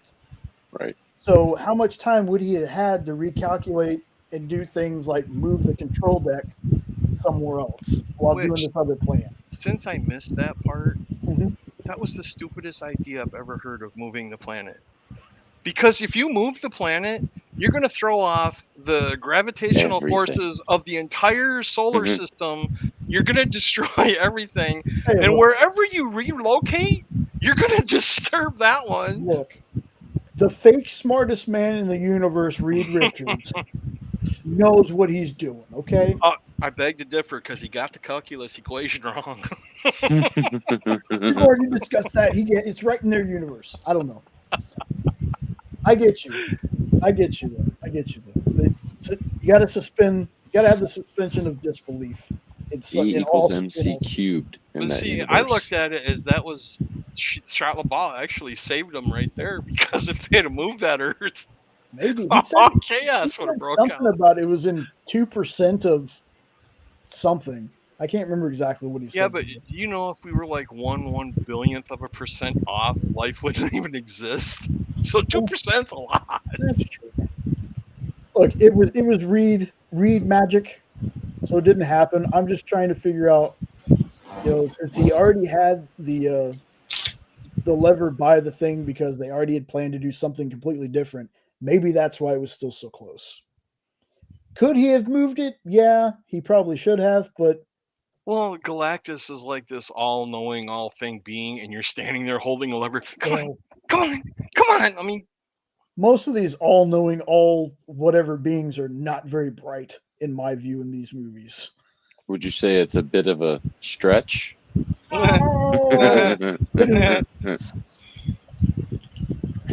he's about to take the step. Notices, hey man, that baby ain't in there. Looks at the back of the part number 2. Yeah. if when Johnny come down and took the baby, why didn't he fly like 1,000 miles away instead of right down the block and put him in front of a window? 100%. I agree with you on that. But leaves him with Herbie, who Herbie was a cute character. Don't get me wrong. I thought his name was Rosie. Jackson. Herbie was cute. He was used just enough, just like for me, Crypto was. He was used just enough in the movie to not have me sick of him or anything. I love the fact that when he's playing with the baby, I can swear it's Little Bunny Foo-Foo is what he's doing, because he's doing like this and then he goes like that. So he's singing Little Bunny Foo-Foo to the baby. I thought it was cool. But Galactus gets there and Herbie like shuts these blinds, and I'm like, Herbie, I don't think the metal blinds are going to stop the big celestial from reaching in and grabbing the kid. And that's exactly what happens. Grabs him, starts making off with him. I can't remember if this is the part where Sue tries to stop him first, or it's been Sue wrecks the Fantastic Car into the building or something. Yeah, because Reed tries to do something first, I think. That's when you get the. No, that's not to that part yet. Yeah, that's right. They still got to walk it back down the street. Yeah, that's right, because he does have Franklin. Get knocked down the street, should I say. Okay. I think it's a team effort to try and stop him right then, and then they all kind of get thrown off in different directions. Yeah. Thing gets thrown up in the air, and therefore Johnny chases after him. And that's where we get the scene of, what time has it been? What time has it been? Say it. And the clip that I did that got 39,500 views, I think they pulled a Marvel thing where that clip is not the same as the movie, and it's only because the visual effects of Johnny being on fire isn't in the clip. In the movie, he's on that partial fire. Yeah. But I love that. I love the fact that he said it's clobbering time. I know that we've gotten into this weird thing with movies, especially superhero movies, where we don't have characters say things they're famous for in the comics. I know that's been a thing for a long time. Do you know how long it killed me waiting to hear Avengers Assemble? Oh my God. It was like, will you say it just once? Like at the end of Age of Ultron, when he's like, Avengers, and it cuts off? Mm-hmm. Yeah. Oh, I'm right there. I threw my empty pop cup when that happened. I'm right there with you when that happened. When he finally said it, and it wasn't even a yell. It was that assemble. Like, chills. What it felt like, man, we've been waiting forever to hear that. I lit up a cigarette and laid back, and after he said it finally, I was like, Yeah. Was it this good for you? I'm assembled. Yeah, so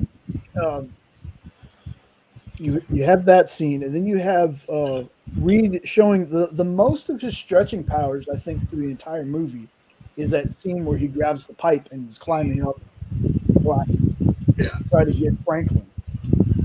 And that's when he gets caught, and we try to see how, when we were kids and had to stretch Armstrong, how far we could stretch before it rips.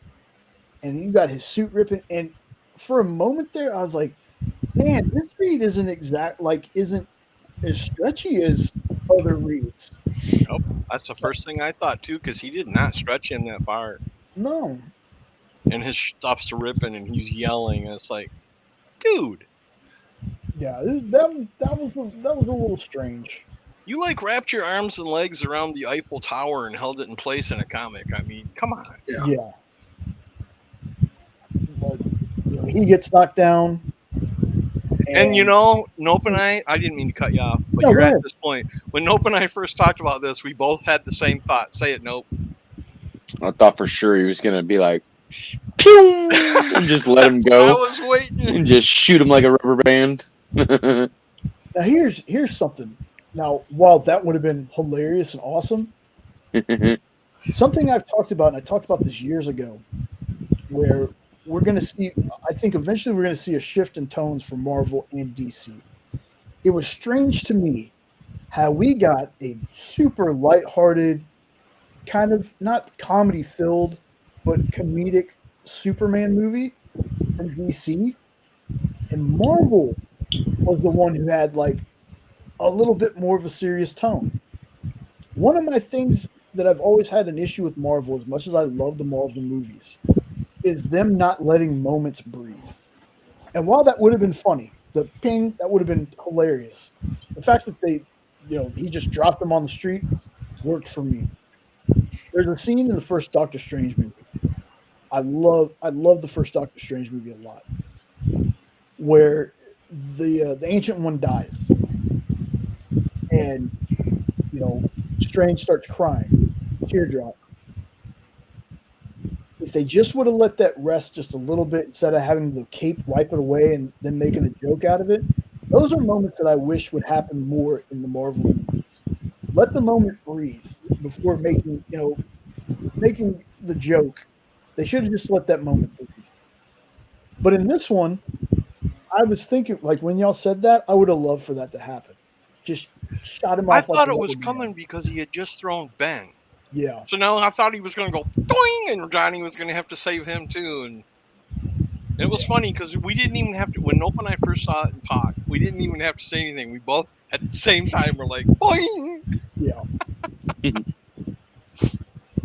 So then I think that's the moment where he starts making his way down the street, and Sue comes up, and she first used her powers to kind of grab onto him, and he like kind of just shakes it off. Then she gets like really mom focused into it and stops this dude with her powers, turns him around, and then just starts pushing him. And a lot of people say, "Oh, it's a Mary Sue moment," or blah blah blah, and it's like, no, it was totally believable. If you don't understand how powerful Sue Storm / Richards is, then you don't know the character. Okay, she's not a pushover. It wasn't a Mary Sue moment. It wasn't, this is her movie, she's the leader, blah blah blah. None of that crap. What's a Mary Sue moment? I'm sorry. Okay, a Mary Sue is a female character that just never loses, beats the guys at the last second, all that kind of stuff. With little training. Yeah. It's just automatic. Ray. Like all they need is a breather, and all of a sudden they're just Ray from Star Wars. Yep. Is the best way I can put it. That's who they think of Mary Sue. No faults. No faults at all. Yeah. Her doing what she does to Galactus, to me, completely justified, completely believable. 100%. And her using her powers to push him towards the gate. They turn on. They got 37 seconds. She does that one final push, and Reed gets him, pushes him through the portal. You got that single second of, okay, they done it. Then he starts climbing back out. At this point, Sue is exhausted. She's passed out, as far as we know. So Johnny is going to sacrifice himself. Tell Franklin Uncle Johnny loves him. Starts hauling ass towards Galactus. Now, I knew this was coming. I felt like this was coming. But it still felt like when it happened, I was like, okay, I got you. Why did you feel like it was coming? Because that's what happened in the Fox movie? No, because that's what happens in every movie. When somebody's going to sacrifice themselves. The quote-unquote bad guy who's not bad, who's just misunderstood. Shalla-Bal knocks him out of the way, and she goes head first, mean mugging as hell look on her face. Hits him right in the center of the chest, knocks them both into the portal. We go to check on Sue, and Sue's gone. She's dead. She's overexerted herself. She's inexplicably dead. And they have Franklin on her, and Franklin again is a reality warper. He brings Sue back to life. So I knew they weren't going to kill Sue. The only thing that really surprised me about this movie was I honestly thought for once that this universe was gone. I thought Galactus was actually going to win. And that's because of things that happen in another movie, a cutscene in another movie, which still, what upsets me about this movie wasn't explained in this one. Mm-hmm. So we're going to have to wait till the next Marvel movie or whatever to figure out what the hell's going on. But Can I do just one last Fox thing? Yeah. And then I'll behave, I promise. yeah, no, go ahead. Who died in the Fox movie when the Silver Surfer was killing Galactus? Who was Dr. dead Doom? who was dead for a second? Oh, probably Sue. It was Sue. Yeah. That's the easiest one to do. They're not gonna kill off John. Well, again, it serves the story though. Well, yeah, if you copy one that was a great movie, of course it's going to serve your story. I'm done. God, Ed, we get it. I'm done. Well, thank you. I'm glad you admit it. Shill? Thank you. Thank you. Fox shill? Oh, I'm shilling like a villain right now. Yeah. We also forgot to mention Sue's other badass scene where she basically grabs Silver Surfer by the throat and slams her around while they're trying to escape the ship and throws her. When I saw that, I was like, so that's how Sue's going to be this definitely movie. How it differs from the Fox movies, though. She's actually powerful. Yeah. The Fox movies, you just get the little barriers. post. Yeah. Which is the same pose they used in this movie.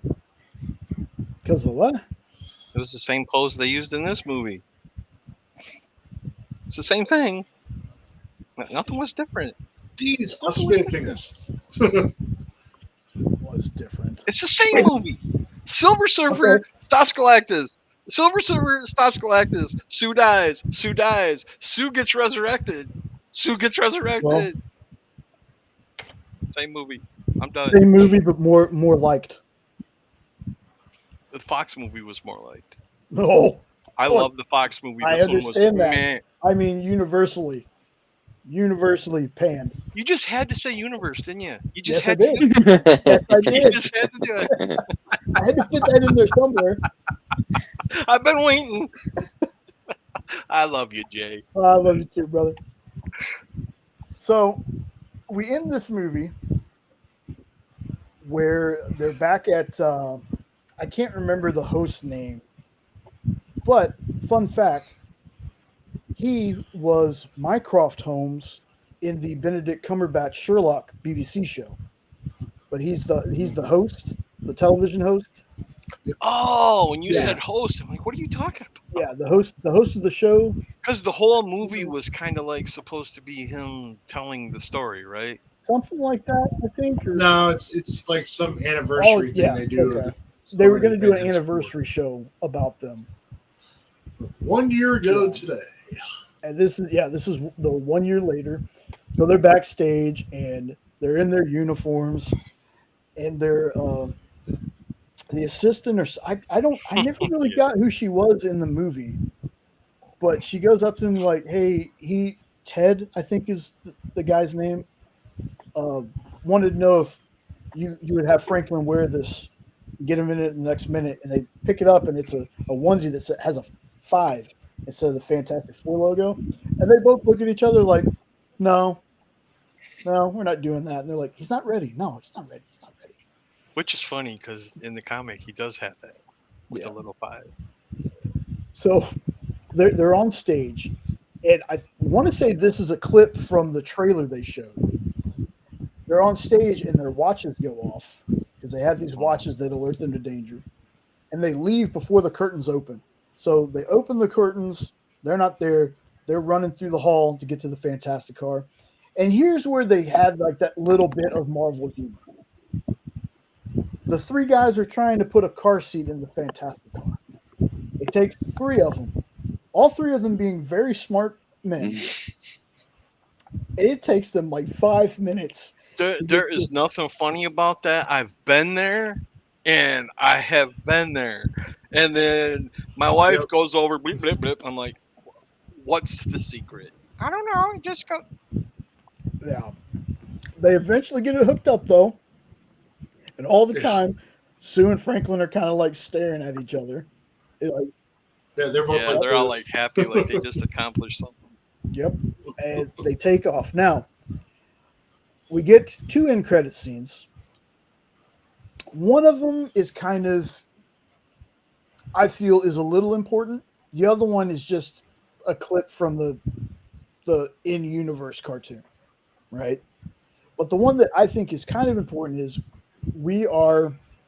It's got to be 2 years later, maybe, because Franklin's Probably 4, maybe 4. Okay, Yeah. considering they were going on like a Yeah, trend of it. Fantastic Four, 4. so Sue is reading a very well advanced book that apparently Franklin is getting bored of. Darwin. So she walks away. When she comes back, there's a figure in a green cloak kneeling before Franklin, and Franklin is reaching up to his face. Now, my theory that I have, we all know it's Doom. That's not the theory. My theory that I have is he was having Franklin fix his face, like his face had been damaged or something. And somehow, either through just because we're using Robert Downey Jr., somehow he decides to go with like a hero's face, which again, I got to figure the semantics out of my own theory because how would he know about Iron Man? But basically, he fixes Doom's face to look like Robert Downey Jr. Like that's my theory. That's why Doom looks like Robert Downey Jr. I never thought of that. That's again grain of salt, wild ass Dan Wickline speculation. That's what happens when he gets his face fixed. The whole funny thing about Doctor Doom the whole time throughout all the comics is that he didn't need that mask. He was just a narcissist because he only had, when they finally took the mask off, this little tiny scar. Yeah. But he was such a narcissist and wanted to be perfect, he couldn't stand looking at it. I think what we're seeing is that Doom is not from that particular universe, that it's another universe's Doom. That's where we're getting the multiverse. It's Doom from a multiverse that knows to find Franklin, and that particular part of the multiverse has that Franklin. That's why he travels there, and that's why he knows about Robert Downey Jr. Iron Man. Maybe, okay, I just worked that out in my own head. He actually did it out loud, but yeah. Either that or I have a power that I didn't know I had because I heard every word. Well, I worked it out in my head, but I spoke it into actuality. I spoke it into reality. So that's going to be my working theory. It's not a Doom from that part of the multiverse. We're still doing the wibbly wobbly, timey wimey stuff. We already have it in the DCU as well.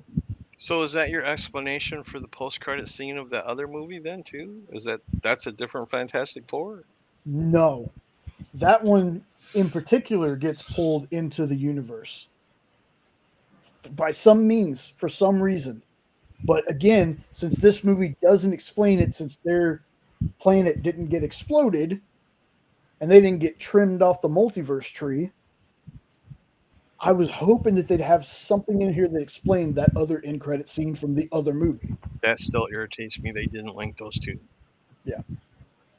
Especially since one was before the other. Yeah. And their whole history of 33 movies is the end credit scene leads you to what's coming. Yeah. I still wonder if it's Doom on that ship. Yeah, see? Could be. And that's how he's getting to different realities. Could be. I said until they put out a movie to let us know. And who knows, man? They have a tendency also to stick random end credit scenes in movies where you didn't think it like that had anything to do with it.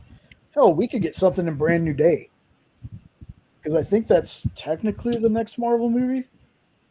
Yeah, it is. Yeah. Brand New Day next year that they're trying to put up against Supergirl for some reason. Again, I'm just going to enjoy both movies like I did this year. You know how we Marvel, just said the end credits lead to the next movie? mhm. My favorite end credit scene still to this day has nothing to do with anything else. It was the eating of the shawarma. Oh, the That shawarma was the thing. Yeah. funniest damn thing I've ever seen, was them just sitting there afterwards just chowing on shawarma. You know the backstory to why Yep. Chris Evans is hiding his face, right? He has a beard Because he has a beard for another for his movie. other he was movie. doing. Yep. Yeah, Snowpiercer. And you know, wasn't it? yeah, I think so. I don't know where I heard this, but Chris Hemsworth said that he was getting sick because they kept laughing at the beard. And he ended up eating like 12 of those shawarma things because they have him putting the whole thing in his mouth. And he was like, I was so sick afterwards. So that's another character I recently learned is getting there is going to be a Thor 5.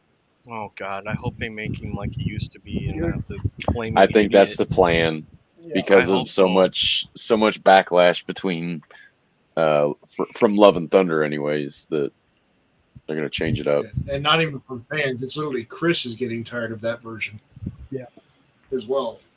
Yeah, there's like I said, my dad wasn't a huge comic book fan at all, but he did enjoy the movies, and he really dug the first two Thor movies, which surprised me. But I also Thor Dark World is so underrated. I think it gets a lot of unnecessary hate. Like, especially when we get to Ragnarok, because I liked Ragnarok. They did a but poor job explaining what the ether was. So everyone was confused. I Yeah. think that was the biggest problem. I don't even remember Yeah. which one of the stones that was. The ether was Reality. Reality stone. Okay, Mhm. like Ragnarok. Hello, my name is Cold, made out of rocks, as you can tell. And see the fact that was also trying to be. Let's face it, folks. That was trying to be a World War Hulk movie. Yeah. Or Planet Hulk movie, because those characters are from Planet Hulk. Right, and we got Rob Beta Ray Bill. Put a statue face on the side of the building, but Y'all, I love Chris Hemsworth. Okay, I love his version of Thor. Beta Ray Bill is better. I love Beta Ray Bill. Like, you'd call him Horse Thor all you want. Stormbreaker is dope, and Beta Ray is just such a dope character. I hope to one day. I mean, there's so many characters that we've been teased. How long have we been waiting for actual Nova to show up? I know there's supposed to be a show or something, but come on, y'all mentioned the Nova Corps in the first Guardians movie. Yep. But yeah, that was Fantastic Four. We actually got through this one a lot faster than we did Superman. Fantastic Four! Yes. Like I said, again, it's up to everybody. If you like it, if you love it, if you don't. All I know is it was nice for once to hear Robbie say he loved the Fantastic Four movie, because he doesn't like any of them. He don't like anything. Yeah, but Robbie's been wrong before. Damn right. But He has no Star Trek etiquette whatsoever. Oh, come on. He rips on Smallville all the time, too. But reason I say that is Robbie is the Fantastic Four fan. That's his favorite comic book ever. Is Fantastic Four. So the fact that you had somebody who loved Fantastic Four that much love this movie, take that for what you will. Form your own opinion. Since he called me gold, I thought for sure. go ahead, I'm sorry. I thought for sure Robbie would pop in tonight too once he saw the thumbnail. He's probably too busy getting talked about by other channels. Since he called me Goldberg, and since he like hates Enterprise, which is the greatest Star Trek series ever, I want to be the first one to point out that on Robbie's show a few months ago, he said that the Fantastic Four was going to far outperform Superman. Wrong! Which Star Trek did he say was the best one? I don't know that he did. He just hates on Enterprise, and that's my favorite one. Yeah, for me it's TNG. It used to be until I watched Enterprise. I love TNG. That's a close second. But Enterprise, have you watched Enterprise? I love that show. Enterprise leaves me with several questions. Where the fuck did the Andorians go? They never show up much after that series. Like you don't. The see Andorians were in the original series a lot. You got to remember this was a prequel. Right, but when you're talking about like from the TNG timeline on, because they're all connected, you never see them. Kind of like the Gorn are a huge threat early on, and you don't really see the Gorn, that kind of thing. It's like Strange New Worlds is making the Gorn to be this big, powerful, like Borg-like I like race. Star Trek, but I'm not that into the lore. But It's tangent time. yeah, hell yeah, it's fantastic. We finished the movie, folks. Yeah, like there are species that show up like in the earlier centuries of the shows and the timeline that you never hear about later. Were there never So that always Andorians in TNG? I can't remember. Were there? I don't recall ever seeing an Andorian. Because even in the Star Trek movies, they had Andorians as Starfleet members. So yeah, but in the TV shows, never saw an. I mean, I would think you'd recognize a blue alien with antennas. I can't help but think that there was an episode where the kids all got kidnapped or something, and there was an Andorian kid there. I'm almost positive. It's where the kids all woke up in a room and they didn't know where they were. Oh yeah, Yeah, Wesley, it was either that one or it was the one where Picard was zapped and they were playing a game, and Picard's like, "I'm not playing your game anymore. We got a guy here that does this and a guy." One of those two, I'm almost sure had an Andorian in it, but I could be wrong. It's been years since I watched it. They shifted realities and went to the Orville. Yeah, that would be awesome. If I remember Orville, seeing a blue we alien. need an Orville Star Trek crossover. That'd be amazing. Write the comic right now. You listening, Nick? Do this. Come on, buddy. I just need more Orville, but I don't know if that's ever Probably happened. not. A movie would be awesome. I'd go see it. Yeah, Well, I agree. there was some weird thing with that, man. Like, so it was on Fox, and then it went to Hulu, and then Seth wanted to make some movies, and then he was busy making Ted the TV show, which I've seen parts of that. That show's hilarious. Show's really good. What was the name of the movie that kind of spoofed Star Trek but had Tim Allen in it? Galaxy Quest. Galaxy Quest. Originally Put that rated R. crossover in there too. Do all three of them. That'd be awesome. I want somebody to release the R-rated cut of that movie because originally, apparently, that was an R-rated movie. Really? The reason Sigourney Weaver's clothes are ripped because she was like banging somebody. I looked it up. I was like, no, that's not real. And I looked it up. Yeah, there was originally an R-rated cut of that movie. Interesting. Kind of like, I don't think anybody else remembers this. Was she above the covers? 3 feet above the covers? Oh, ooh. Nice. I don't know if anybody else remembers this, but Fast and Furious, the very first one, was originally rated R. Like, even in the trailer, it was the Fast and the Furious rated R.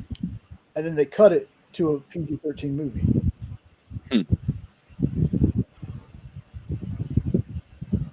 Probably so teenagers could go see it. Exactly. Well, money. Dude, I tell you what, I am not a car guy, not a street racer guy. The very first, the Fast and Furious, love that movie. Oh yeah, love that movie. I mean, the big twist of it was spoiled because of an article I read. But when I was watching the movie, I was like, maybe that article was full of shit. And then when it happens, I was like, dude, this is that was almost as good as. Have you ever seen the what was that other Paul Walker movie? Hold on. Oh my goodness, I'm trying to remember. He's like a gangster. Running Scared. Yes. Talk about twist. That is a great movie. My God, did not see that coming. Like it was. That was a movie that the twist in that actually surprised me. I never heard of that one. Oh, that's so a really good movie. It's kind of like it's been a while since I've seen that. I'm gonna have to watch that again. But I remember it being really, really good. And then you have the older Farmiga Paul's been in great. it. You have Thaisa Farmiga, who's the younger sister, and then the older one that plays in The Conjuring. She's Lorraine in The Conjuring. Yeah, Paul's a little underrated with how much good stuff he was actually in. It's like, folks, it wasn't just Fast and Furious. He was great in a lot of shit. Pleasantville. Let's Oh, go. yeah. I love that movie. Yes. That's where That I movie's first got great. to know Tobey Maguire. Yes. I'm going to say one that I think is underrated, The Skulls. Oh, the first one, definitely. Oh, yeah. I don't think Who I else know was that in one that either. movie? The Mighty Yeah. Duck Kid, wasn't it? Joshua Jackson. Yeah, wasn't he Yep. the Mighty Charlie from? Charlie. Okay, yep. Yeah. I remember that. Now we're just going to talk about random movies. Dude. Yeah. Is there anything No. on the horizon movie wise that y'all are excited for? Mm-hmm. I'm so out of touch with what's even Yeah, I coming. can't say right. I've got. Oh, nope, I know. Go ahead. Now You See Me, Now You Don't. Yes. The third one. Yeah, the trilogy for that. I Oh. love the Now You See Me movies. Magician. Yes. Good. Yeah, Good Yeah, boy. yeah. Huge fan of the first Good boy. That's what I'm looking for. Yep. I remember the first time Sean and I watched that one. I was like, whoa. Oh, so good. And I think by the time we had seen the first one, the second one was almost out. So we watched that, and yeah, I'm so stoked for those movies. And I don't think there's, That's really all I can think of that's actually because I don't coming. think there's any other comic book movie this year that I can think of. Mm-mm. I know DC's trying to do, was it 1 or 2 live action movies, like 3 series or something like that a year? I can't remember their little thing they had about that. Like that was their plan. They were going to do like 2 live action movies a year, and then like 2 series or something. Are they going to have Clayface next year with Supergirl? That might be it. It might be Supergirl and Clayface. So Think Superman or Supergirl, Clayface, and Spider-Man so far, unless Marvel announces anything else next year. I'm looking forward to Good Boy, and then I'm really looking forward to Spider-Man. The Dude, countdown has begun like you did with Superman. For me, I am like, wanting to see that Spider-Man movie. That Good Boy feels like the most original idea I've seen for a movie ever. And it looks like it's going to be epic if they do it right. I must not have got a good trailer. The one with the dog? It just looked like or like a cute little golden retriever just sitting there.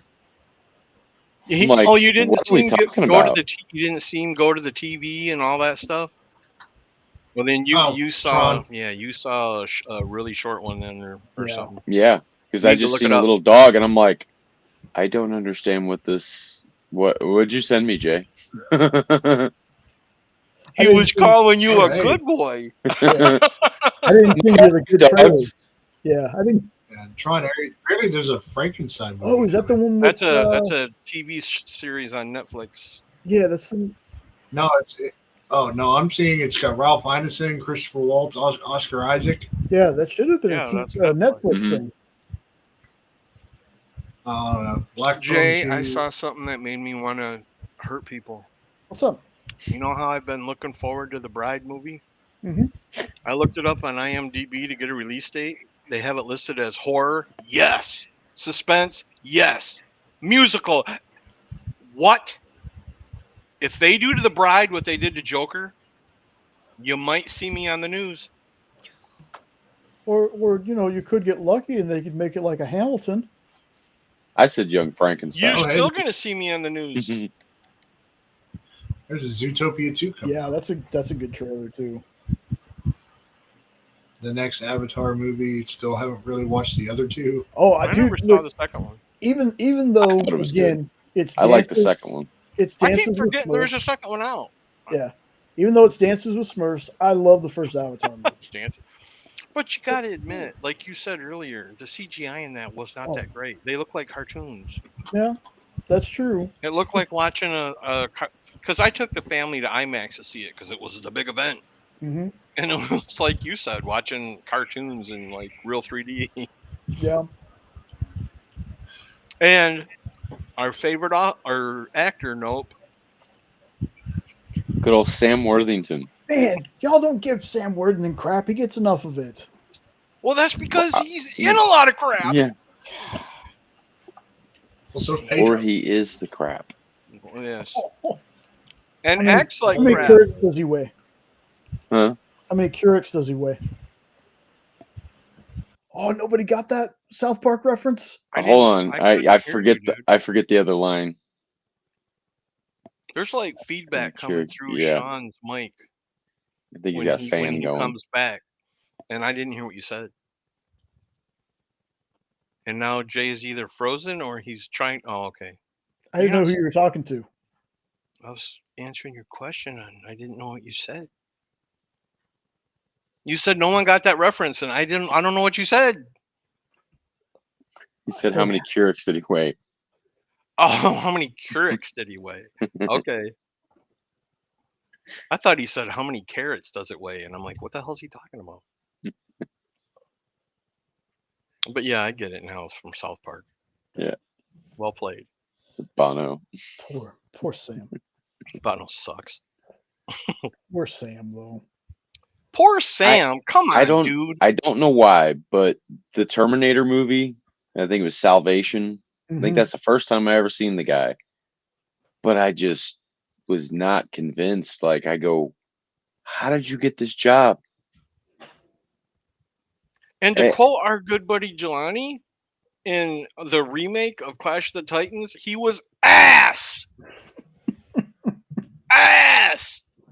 Well, you weren't going to beat the original Clash of the Titans in that, puppetry and claymation style anyway. Oh, and I love that Kraken. I loved that thing when I was a kid. Yeah. I saw that in the theater and I'm like, I must have that.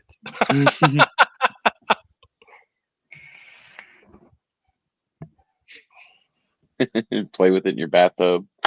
I heard you go blind if you do that, though. Oh, he had 4 arms. I'd have had. Never mind. Oh, wow. Party in the potty room. Wow. Trying to remember, there's been some other things coming on that I need to check out, like that show, The Revival, that's apparently based on a comic book. Never heard of it. Haven't heard of that one. Let's see. Hold on. It's come on. Sounds like a church movie. Let's see what. Praise the Lord. Let's see. It's supernatural horror noir based Does that mean on it's black and white. Could be. I don't know. I might look. It's it up possible. Isn't that what noir usually means? Because that's like noir is not always. Oh, okay. I think it's more like a detective comic kind of thing, isn't it? Usually, or like based in like a 20s era. It's a image comic by Tim Seeley. What's the name again? Revival. It's got let's see. She played Melanie Scrofano. She was Mrs. McMurray in Letterkenny, and she was also not Witchblade, but she the Wyatt Earp show. Oh yeah. Yep. But I can't remember what the show. It wasn't called Wyatt Earp though, because it starred her. Winona? It was Winona Earp? I'm about to look it up. It's Winona and her big brown beaver. Ooh. Yeah, Winona Earp. Okay, Winona Earp. Yep. She was in movie-wise. She was in one of the Saw movies. Ready or Not. But Revival is an image comic. And it's a horror comic? Yeah, supernatural horror noir. I'm about to look up the actual comic to see if I can find some pages to see if it's black and white. Because if not, just slip through my radar unless it is black and white. It sounds like an Ed book all freaking day long. Well, What But comic? is the comic called comic are you Noir, looking at? or is it just the show's called Noir? Though? Well, the show uses the What show? description. What comic are we talking about? It is Revival. I'm looking it up right now. Wow, it's like 40 something, 50 issues. Dang. Tim Seeley, Mike Norton. Nope, it's in color. Why are you telling no if I'm the one Actually, you really- asked? Really good art too, actually, based on some of the pages I'm seeing. Well, I'm not even looking at the screen right now.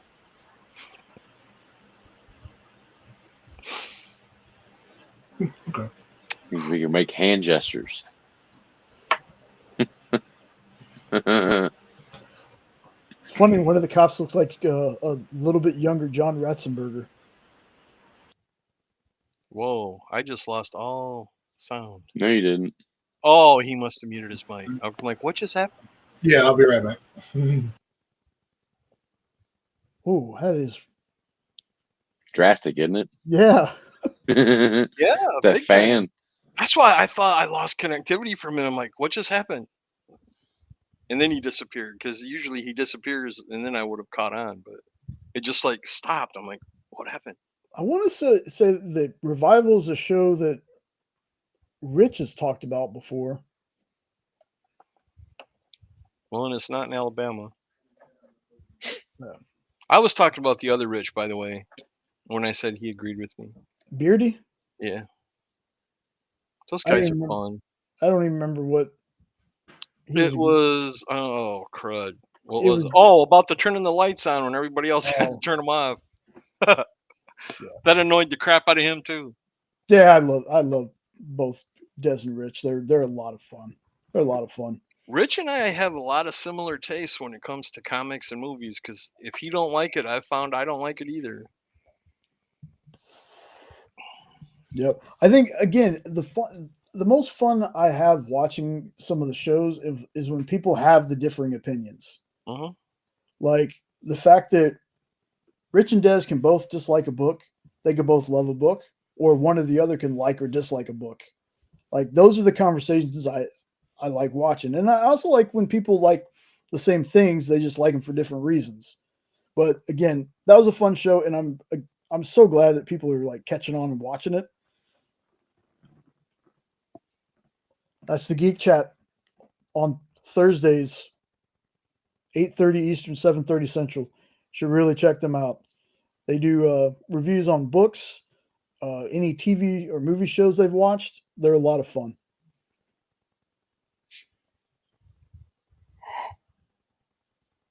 Don't do that, man. I'm sorry, I'm trying. It's been like that all day, though. I have not been able to wake up. I've been like that for like 3 days. Okay, so I'm looking through this this revival book. This is 100%. Oh my god, I'm gonna read this thing later. Oh, yeah, this old lady. Oh, people pulling out teeth. Oh my goodness. Okay. Yeah, this old lady. Whew. Oh man, This old lady at band camp, I have to look at this later. she pulled a crutch out of her. Look, here's a little spoiler for you. This old lady's pulling out all her teeth with pliers to put in dentures, and then she stabs her daughter in the neck with the pliers. Like it's a pretty, it's. Sounds Did they not legit. fit? Sounds legit. These are wrong. Wow. Yeah, I'm definitely going to be reading this. Who wrote it? Colin Bunn? No, Tim Seeley. Oh, Tim Seeley. Tim Seeley also did the first parts of Hack Slash. Yeah, I've never known him to do a good horror book though. Oh, this one looks good. Nope, you're killing me. Yep. I think I'm gonna take the dogs out for a minute. Okay. Go wake up. I'm back. Okay. Well, if everybody else is leaving, I'm kidding. I'm not leaving. Well, again, if you need a break, let me know. I can play the break a little bit. I took one. Okay. So how you doing, Jay? Anything new? Oh man, been on this really big kick about rewatching stuff, especially multiple seasons of things. Like I said, Thursday, I woke up kind of late because my sleeping is garbage. It just is. So I was like, you know what? We got the new episode of Peacemaker coming out tonight. Let me just go ahead and binge the season. Do you think that's something I could get into, even though I hate John Cena with a passion? I mean, maybe, because the thing is, he's so good in it. Like, that's the thing. He's so good in it, and you forget that part of John Cena that you usually Does the comic book have that goofy ass helmet? Yeah. Because it literally looks like he has a toilet lid on his head. That's even the original Peacemaker stuff. He looks like that. Okay. Yeah. Maybe I'll give it a try, but I got so much on my watch list. Yeah. Did you like Karate Kid? The original one? Like the movie Karate Kid? Yeah. Hell yeah. If you wanna laugh your ass off, watch the one that just came out this year. That has Legends? Huh? Legends? Yes. Amy and I watched it last night. It is a complete and total 100% remake of the original, except they swapped roles and had Danny be the sensei. Girlfriend, bad dojo, girlfriend's ex was the champion of the bad dojo. It's the same movie. Exactly. Doesn't the kid also already know karate or something? He was learning kung fu from his grandpa, who was Jackie Chan. Mr. Han. And then, like in the first movie, Karate Kid, Danny and his mom move. Mm-hmm. Well, this kid and his mom move into a neighborhood, and then he finds a girl he likes, and then she's like, "Don't go in that dojo," because he wanted to relearn kung fu. And then you find out that the bad guy in the kung fu is her boyfriend. It is, but it's still fun. But it is exactly, and you know how they had the crane kick in the new Karate Kid? It's the dragon kick. It was fun. My wife and I had fun with it, but dude, it is like a verbatim remake, and that's probably why it bombed. I've seen all of them. Ralph Macchio was in it maybe 5 minutes. Maybe. I've seen all of them anyway. It's kind of like the new Conjuring movie that's coming. We've watched them all. I might as well watch that one as well. I think this is supposed to be the last one, but it won't be.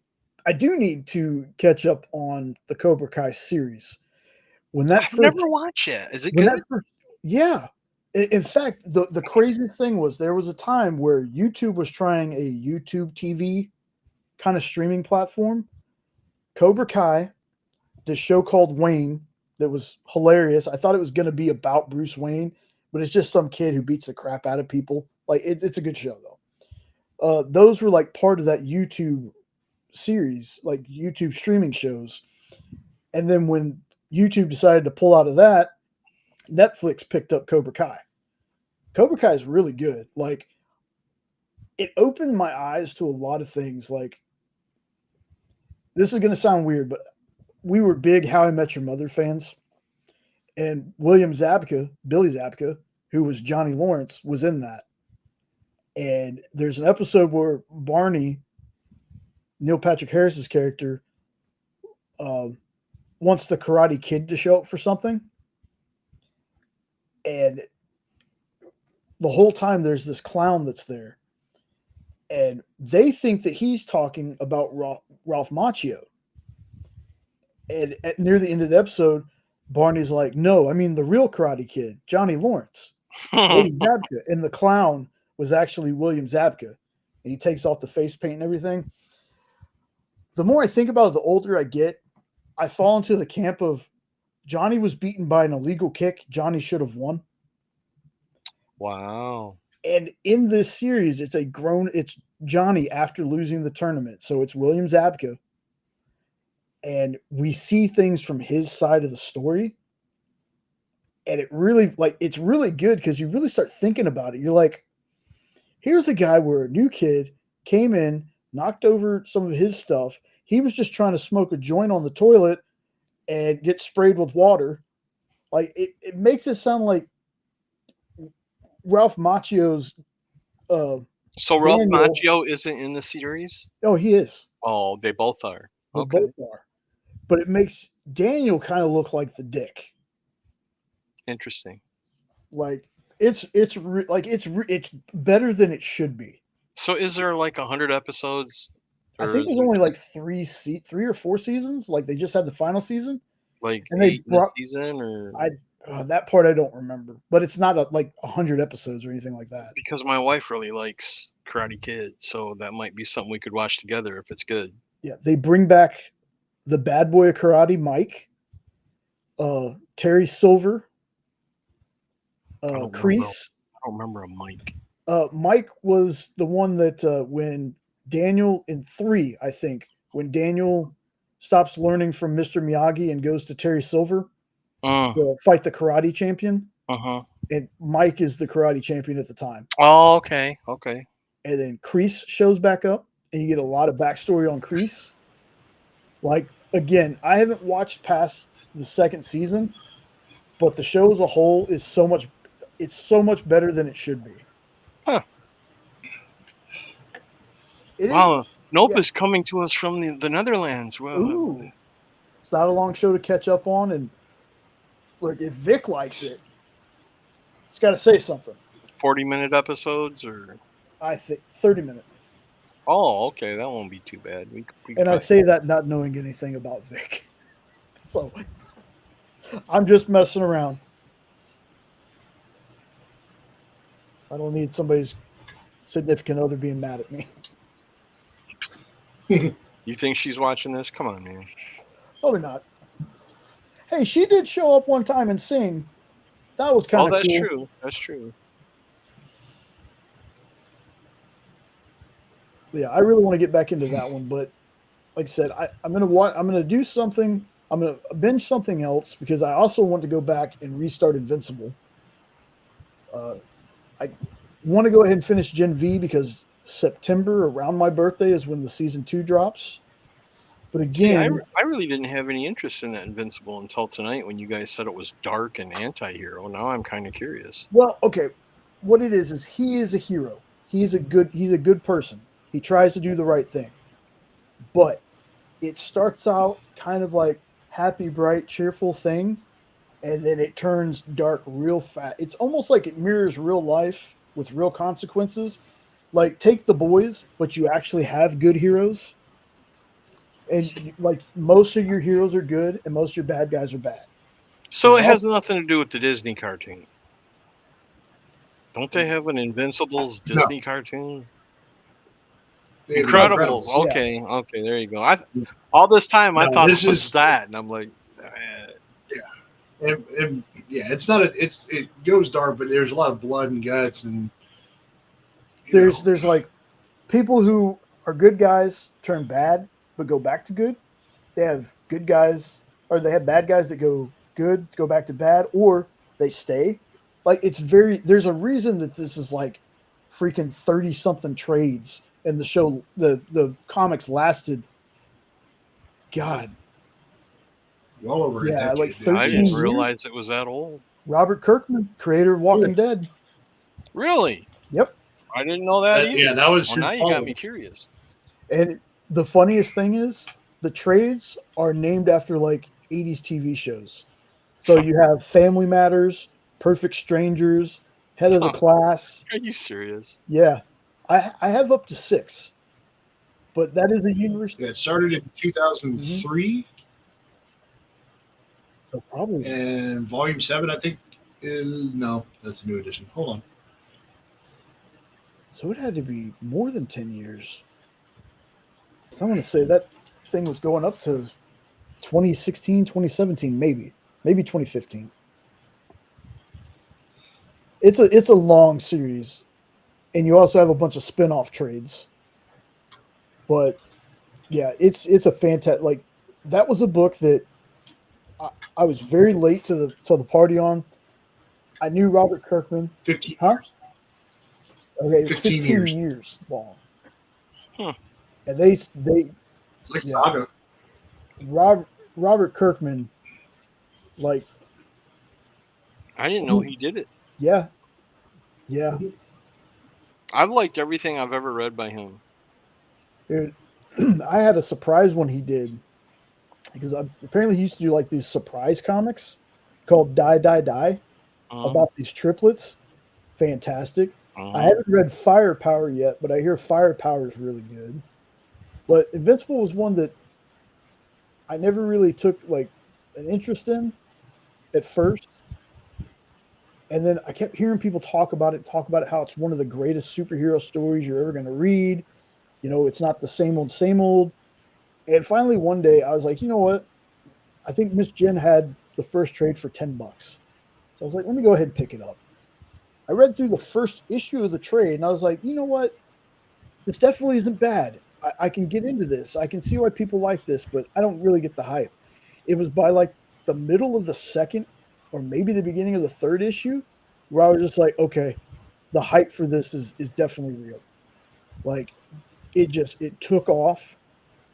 Each volume just gets better and better. The character development in these books, fantastic. And I've skipped around the universe. That's how I found out that I love Battle Beast, because I skipped around. Alan the Alien. Like, these are characters that change. That's why I was so excited when Battle Beast got announced, because we're still continuing in the Invincible universe.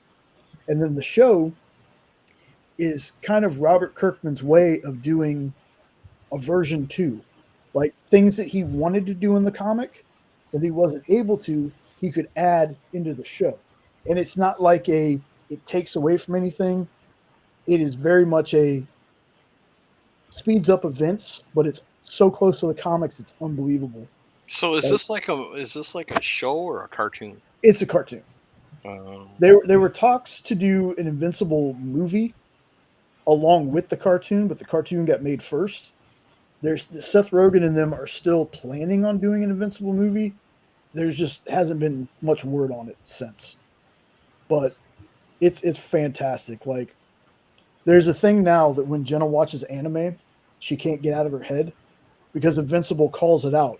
Because Mark goes to a convention because he's a comic book nerd as well. So Mark Grayson, Invincible, he's at a comic book convention. They're talking about anime, and the creator is like, "Yeah, you know when animes are running out of budget because they use still shots or characters are covering their mouths." And the whole time he's talking about all these tropes, they're doing it in the show. So now when Jenna watches something, she's like, "They must have ran out of budget. Damn it, Invincible." Because now I see that every time I watch something. That's funny. Yeah, it's a really good. It's such a good show, and it's got a lot of the cast of Walking Dead voice the characters. Like Stephen Yeun, I think that's how you say his name, who played Glenn, is Mark. J.K. Simmons is Omni-Man. J.K. Simmons is Omni-Man, who's his dad. J.K. Simmons, he's I love amazing. God, everything that he's in, man. I am so glad when they switched when they did the multiverse thing and they switched Spider-Man into the MCU, that they brought him in. Amen. No one else will ever be able to play JJ again. Fucking Tobey Maguire's Spider-Man's JJ is Tom Holland's JJ. No one can ever play JJ again. He's perfect. You almost swear that Ditko and Stan Lee knew that this man was going to be around. It's perfect. Like a time machine, dude. Exactly. Yeah, I want to do that. I want to finish Gen V. Again, on my next rewatch of The Boys, I got to remember that in between season 3 and 4 of The Boys, watch Gen V, because it ties into events that happened in season 4. So let me ask you this. Mm-hmm. I have not seen any of Gen V. Mm-hmm. I have not seen any of Invincibles. I haven't seen any of the Marvel TV shows other than the first season of Loki, and I watched She-Hulk because Dan wanted to talk about it. Mm-hmm. And I'm almost to Halloween season. Mm-hmm. Of all the things I've missed, what should I binge? because you brought me Superman and Lois, so I'm going to ask your opinion. What should I watch? Yeah. Invincible. Okay, fair enough. Now, I'm not big into cartoons though. I'll try, but Oh, you'll like this well, because it's got I mean, blood maybe. and guts. I like Vox Machina though. So Well, yeah, I think you'll dig this, but it might. Remember though, Henri, when I had talked to him about Invincible 4, remember he was like, couldn't stand it. Watched 1 or 2 episodes, never watched it again. And I was like, man, give it another shot. I'm telling you, give it another shot. And now he's like, yeah, you're right. I'm glad I gave it another shot. okay, fair I enough. really dig it. Fair enough. I mean, and if you don't, all good, man. Like, it just might not be something for you. Well, I was just looking for something, because I'm getting tired of rewatching stuff. No, I got you. So I was just wondering, you had me at the Cobra Kai thing because I think that's something that we could watch together as a couple. Yeah, Cobra Kai is a really, really good show. I think your lady will like it. If she likes the Karate Kid, she'll like it. Yeah, 100%. It works. Yep. You gotta watch the new Karate Kid with Jackie Chan. No, I will. It's definitely in my and plan, Ralph but that's one I can't watch without the lady because we've been watching Cobra Kai together. So once you watched it, we need to talk because I take that back. She watched the last season by herself, so I got some catching up to do. Walked up, I'm like, "What are you doing?" She's like, Dude, I still need to watch Penguin. Really? Yeah. Same. What? Yeah. Oh. Then again, I'm 2.5 seasons behind on Invincible. I will totally rewatch Invincible with you. Well, you got plenty of time now that they back Batman off another year. Well, look, apparently it worked for Avatar. There's like do 12 yourself years a favor between. though. Don't start watching it unless you have a 12-hour span where you can watch them all because it's that kind of a show. Well, that's usually when I go to binge something. I usually watch that many before it's time for me to pass out. Like The Boys didn't take me very long to get through season 4. Eventually, I got to get through the last season of Letterkenny. Oh, that too. And then just I think I'm putting that off just because. I mean, I've rewatched Letterkenny I don't know how many times, but the final season, I just haven't brought myself to be able. What to are you watch it. saying? Letterkenny? Kenny. Letterkenny. Mm-hmm. Like they killed Kenny. Yeah. You bastards. I've never heard of it. Oh, bro. So, in shows that Jay tells people to watch, I kept seeing ads for this show called Letterkenny. It's a Canadian show where there's you got these people on a farm. You got this one guy named Wayne, and he's like the town tough guy. Okay, it's literally like Seinfeld, where it's really a show about nothing, but it's hilarious. Oh, okay. Anyway, so it's a comedy. I kept watching these spots for the show, and I was like, you know what? I might give it a shot. And then I saw this one. So this was based off of Letterkenny Problems, which was like a little YouTube show that the creators had. And this clip was these hockey players coming up, and they just rip on these hockey players. Like they say some just outrageous shit to these dudes. It was so funny though. So it's like, okay, I'll watch the first episode of this. Like 7 episodes, or no, not even 7 episodes later. I think I got into like season 3. And I was like, I love this show. And I was the only one in the house watching it. So I got up to, I think before anybody else started watching it, I was like season 6, maybe? Season 5 or season 6. And finally I got, I think I either got Sean to watch it first or I got Jenna to watch it first. It was me. No, it was me because Jenna took a minute. So I got Sean to watch it. Sean got hooked on it. The last one was Jenna. And Jenna ended up watching the first episode by herself. And the next thing I know, she's telling me, yeah, I'm in season 4 already. So then from then on, we just started watching the short episodes? 20 minutes, 20, 25 minutes. and it became a Christmas tradition because typically the season was released on Christmas Day. So it was open presents, have Christmas dinner, watch the entire season of Letterkenny. And then there's a character because it's also about like hockey teams. So there's a character on there named Shorzy who the main character actually plays him too, just a different voice and you never see his face. Well, eventually that character on that show got so popular, spun off into his own show called Shorzy. So he gets to play that character like where you see him and everything, and that show's hysterical too. Like if you got some time to watch some episodes, like it's real, just like people ripping on each other and just it's hilarious. Okay. It's a show that Dan couldn't get into, I'll tell you that. Kyle and I got into it. Those Wickline didn't like it? Yeah, those hockey sweaters that I wear, that's from Shorzy. That's the hockey team. It's the Sudbury Blueberry Bulldogs. Gotcha.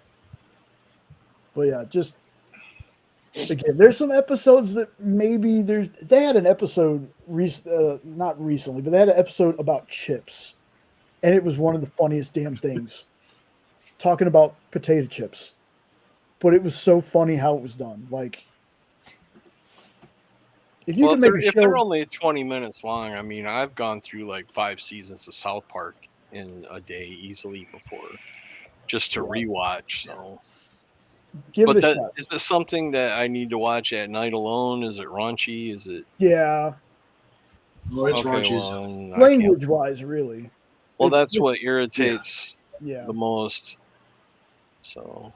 Yeah, language-wise, then the ladies get a little risque. Yeah, but I don't think I've ever seen any I don't remember seeing any nudity. No nudity. I'm out. No, never mind. There's some hot women in it though. Yeah, bikinis. Now, is this women or is this a cartoon? No. This is a group of people. Oh, so this is people. Yeah. Okay, now I'm more interested. Yeah, I thought it was another cartoon. Now, they do have a cartoon, but it's weird. It's like a weird like them as kids kind of thing. I haven't watched all of that, but the show itself, they're all adults. What the fuck is that? Oh, come on, kid. I won't tell anyone. Yeah. You CrossFit, you can cross the fuck off. How many times you pull your horn today, bud? Like, it's very Canadian.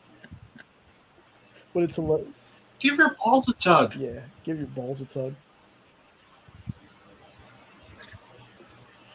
Oh, you want me to turn the camera off first, or it's Then wait till he meets the dicks. Noah Dick and Anita Dick. Yeah. The Amish family. Oh Lord. He just got me hooked now. Yeah. Have you seen our daughter? Yeah. Okay. Wayne. Fever. How are you now? Good, and you? Oh, not so bad. Yeah. The Amish people. Yes. She was just sitting there licking her axe hole. Wow. Yeah, the amount of just the innuendos. I'm gonna like this. Yeah. Yeah, the innuendos are it's fantastic. So I'm trying to remember what the wife's maiden name was, because it was something like Snatch or something like that. So what? I need a snatch. I need a snatch. And now I need a dick. Mm-hmm. So her full name would be I need a snatch dick.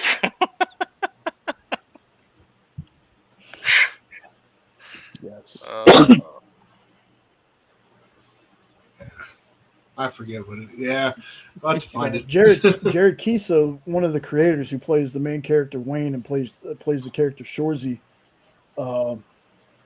First time I saw him was an episode of Smallville, but he was also in the Don Cherry story. Is that what the famous hockey player? Well, he's a famous announcer. Yeah. Was he a hockey player? He wears collars that are like this big on his shirts, and he's a big doofus. Was he a hockey player too, though? Don Cherry? I don't know. He might have been a coach. I don't know that he played.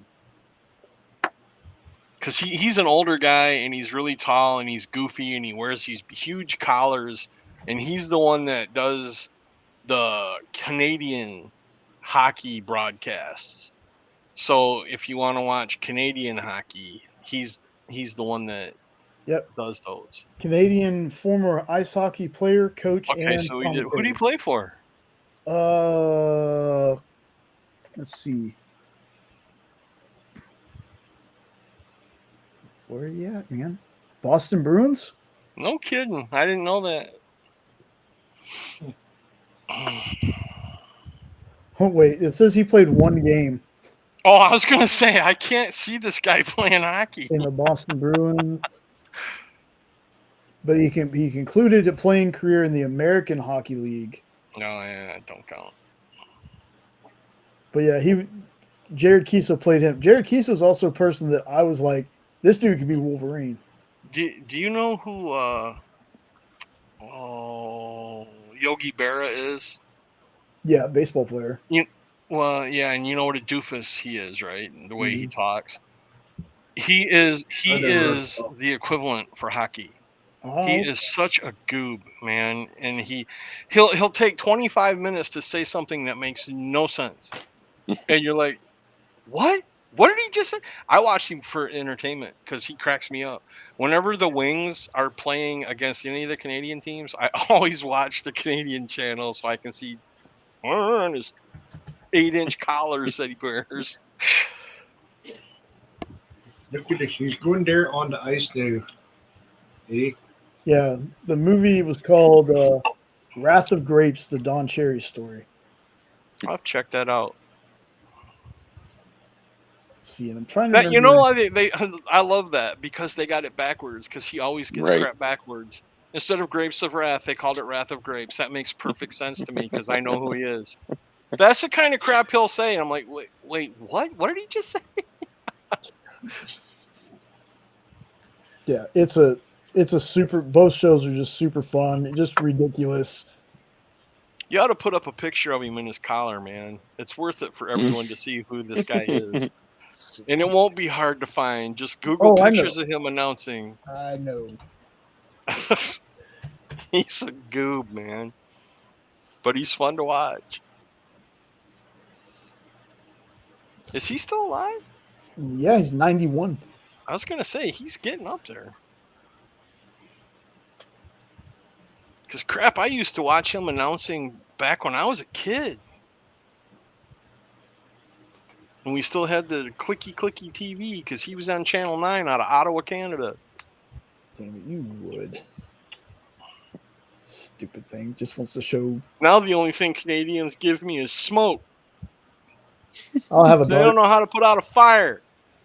Can you hear me, Canada? Put out a fire. I'd have a beer. Share window.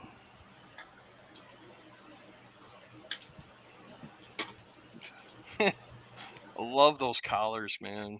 He still puts a tie underneath those things. Crazy.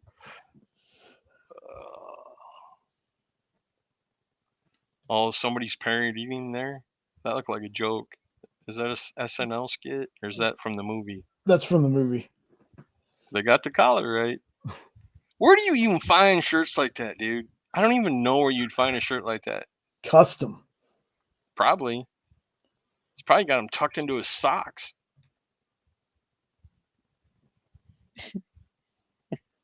Yeah.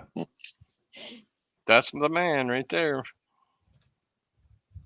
You haven't watched a game till you've watched one that he announces because you will be so confused you'll forget what sport you're watching.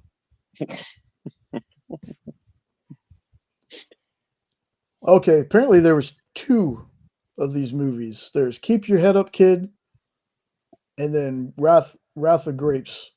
Wrath of Grapes. That's perfect. That's a great title. Whoever did that is brilliant. Yeah. Like I said, if you're If you're looking for something fun to watch, that's just ridiculous. He says, "Keep your head up, kid." Every single time somebody gets blindsided by a good hit, gotta keep your head up, kid. There you go. Yep. And then the wrath of grapes or whatever. That's just so perfect.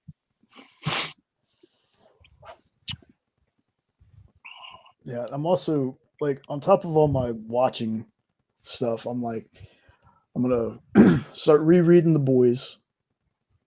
It's because I like the comics. The comics are kind of like the show's kind of tame comparatively to the comics, but I want to do that.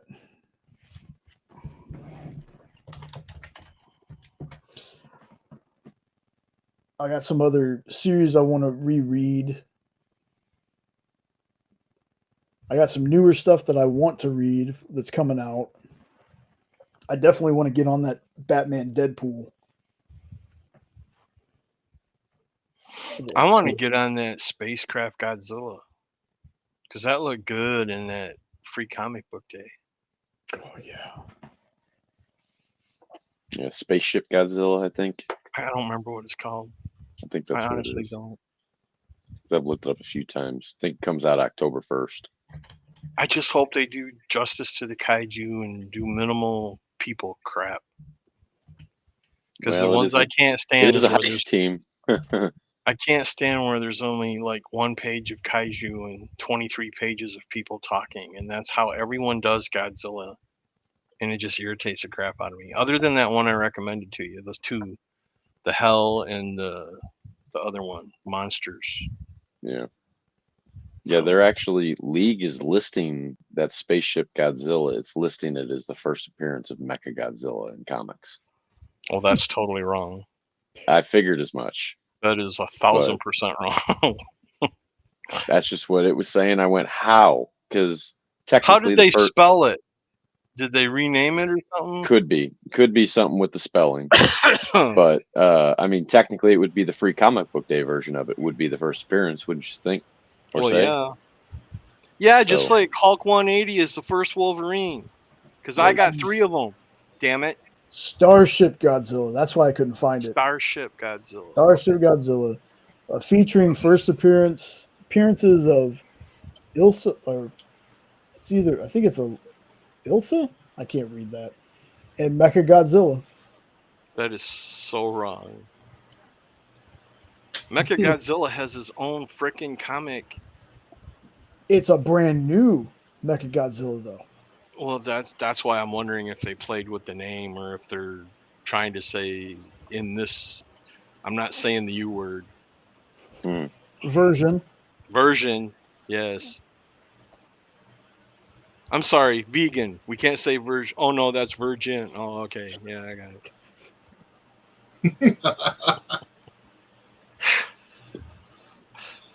No, it sure does say it. Well, they sure be lying. It's a brand new version. If I knew what short box they were in, I'd go get you and show you right now. That'd be like saying Jaguar's never been in one, and he's had 4 titles of his own.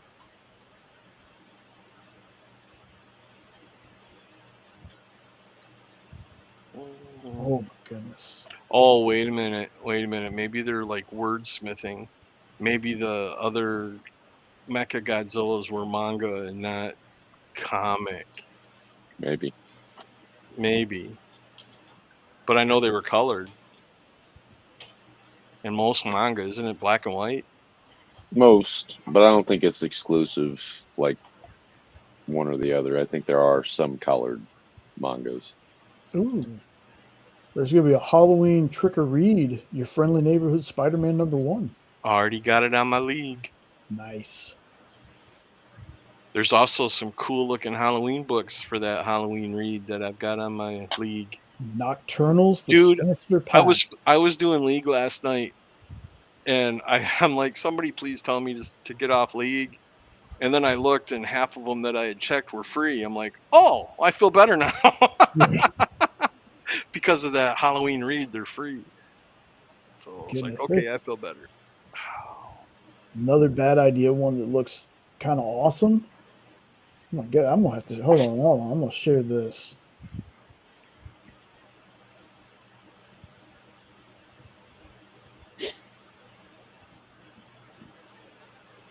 Yeah, I saw that.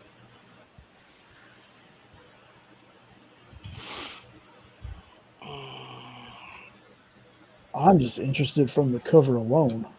That totally reminded me of Perseus and Medusa. Hmm. Kill the Kraken! Turn him to stone! Let's see. Looking all the way in October, I just wanted to check out some of the. Let's see, Batman #2. I just want to know when the Batman Beyond Static Shock comic is coming. See if I can search that in a second. Are they doing one? Yeah, Harley and they just Elvira announced looks it. really good too. Yep. I also want to read the Speed Racer comic because I'm genuinely Boom. curious. The free comic book day, What's what that I one? read so far of the Speed Racer, that has been good. Yeah, I do want to, and I want to read the Supernatural Same. stuff from Dynamite. When that Same. comes out. And this one's written by Greg Pak, the guy who did I haven't read much this year. Just Planet my Hulk own and World War issues. Hulk. Dino Mutt's coming up I want too. to read Yeah, that. that's going to be awesome. Speed Racer, the Batman, Deadpool. I also need to get back in. I need to start reading Volume 2 of Beneath the Trees. Yeah. Same. Yeah, I'm really excited for Supernatural. I'm excited for. There's another one on here I just saw. The Book of L. What the hell? Adventures of Superman, the Book of L. I was joking. I said, what the hell? Oh, what the L? Okay. You know, I would be interested in them doing a Book of L story of this new Superman timeline where they're like warmongering or whatever. That'd be interesting. Yeah. Oh, I'm with you on that. There's also a Nosferatu coming out, but I can't tell if it's going to be colored or black and white. Savage Dragon Life. Spider-Boy facsimile. Ooh, that's amalgam stuff.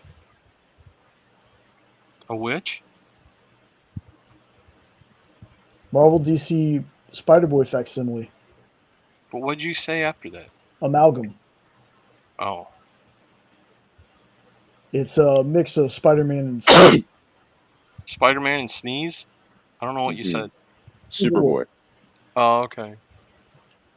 The amalgam stuff, I still have.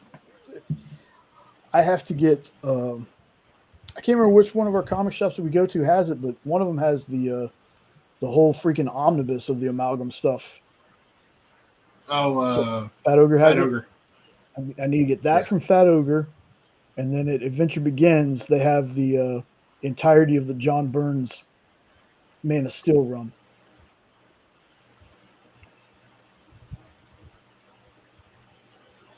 Yeah, I want to read the Harley and Elvira one, the Supernatural one. I'm excited for. Did you read the premise of Harley and Elvira? A while back. They want to make the world's biggest Halloween party.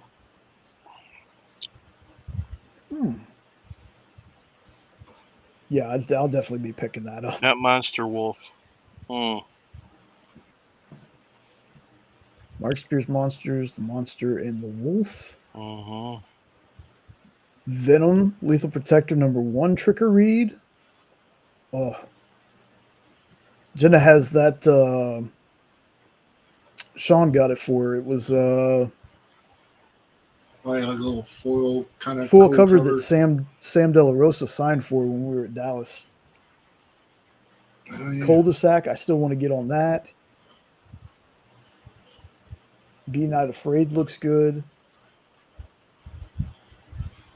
Didn't you buy Cul-de-sac? Nope. Yeah. I thought I'm you still did. waiting on it, though. Well, he don't ship until you tell him to, unless you get a full Right. box. Godzilla versus Fantastic Four, Trick or Read. See, I can't get into any of the Godzilla stuff. Godzilla Spider-Man is so much fun, Sean. If you haven't read it, give it a try. I don't know much about the Blue Falcon Dynamite. What? Ooh, Oh, you're missing out, brother. That's some Hanna-Barbera genius there. Mm-hmm. Well, that's another one of those characters, like along with Space Ghost, I missed out on. Dynamite is like this mechanical dog, and Like Inspector Gadget kind of thing. He's got like springs and stuff that go off in his legs and stuff randomly. And whenever he talks like that, and he'll go at the end because it's just great. It's brilliant. A lot of fun. God. Cold Slither, #1.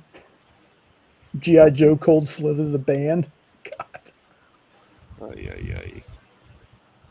Kill All Immortals 2. So much good stuff coming out, man. You're giving me mortgage flashbacks. New Minor Threats is coming out too.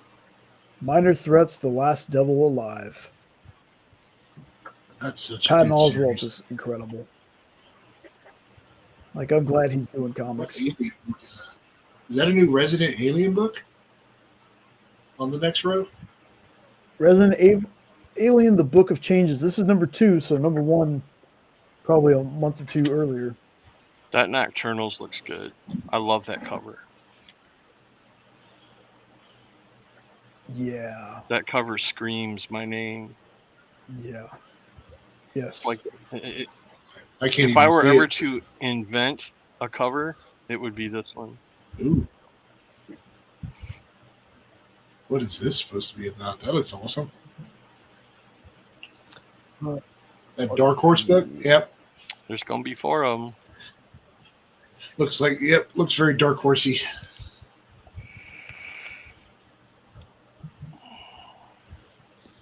Yeah, no other covers. Macabre. Go back down. I was doing the same thing 24 hours ago. I'm having deja vu. Let's see. The Skin Police. I've heard of the first one. That's where the cops are all naked. I think I saw that movie before. The Haunted Box. That sounds like my ex. Mary Sue down here on the end. Yeah, I saw that. Yeah. Your Mary whatever from your friend is coming out soon too. The one that just had the Kickstarter. Oh, Murder Mary? Yeah, Murder Mary is coming out. I saw that when I was skimming through sometime between now and Halloween it comes out. Yep, got my digital, just waiting on the physical. That's what she said. Yep. Cough. And yes, I put the Archies on my pull because it's Halloween. I didn't sign up to be a nanny. Okay. Is that a Hulk Hogan comic? Look at that. Fingers is on here. It's already to 3. And they're like $15-16 a pop. Yeah. Yeah, that's out of my pay grade. That's weird that they would. I didn't realize that they sold Kickstarter books through here.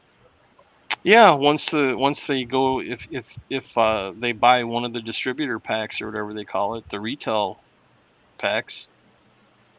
Yeah, I really need to dig into this more. Nick from Comic Culture, 9-Panel Grid, and Stu from Dr. Doom's fan club had a live a little while ago, and they were talking about League. I need to figure this out because I have my collection so far, trades and everything, is almost 3,000. It's almost 3,000 items. But we got to have 60 or 70 things I couldn't scan in because they're not found. Does League let you input those books? And if they do you know how to do it? You can search them. And if you can find them amongst all the results, that's usually what I do. I actually have never scanned anything into my collection. That's usually how I find it, is I go to the search bar and then match up title, with the year, just publisher, all that stuff. I mean, I've tried, but not everything is in here. Yeah, but I know that there's a way to add stuff, but I've never been able to figure it out. Yeah, I haven't gotten that deep into it. That's what she said. Hey, there's another one there, Xenogeist. Another bad book. Oh, what the hell! I missed that one. How much is that? $9.99. Oh, it's a magazine, black and white. Oh, okay. Huh. Come on. There's that Godzilla. Yep. It was in the bottom row. I just saw it. Prodigal Son. Hey, Voodoo Nations. That's a book by Travis Gibb. I wonder how far it'll let me go. I just want to check another. Dude, you can go all the way to like December. DCKO. But if you get farther than like 60 days out, you only start getting like maybe 20 results. And most of the times you'll say no cover yet. Yeah. Dark Patterns. Dark Patterns is a book I keep hearing people talk about. I want to get into. Still want to read the Kryptonite Spectrum.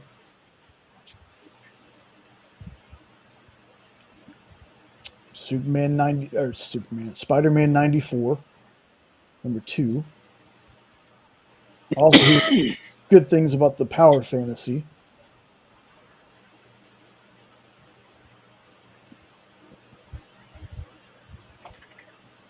The Amazing Spider-Man Torn.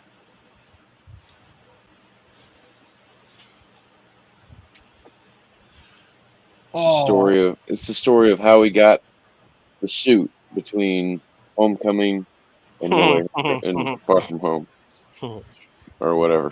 You know what makes me a little sad is Ed's not going to be able to see this, but I got to look at it. What a jerk! I know, dude. It's Miss Piggy is Spider-Man with Kermit under her arm. In and it's words, homaging. I'm not missing anything. No, it's just AS, or it's just an Amazing Fantasy 15 homage. They should have done that with Spider-Ham.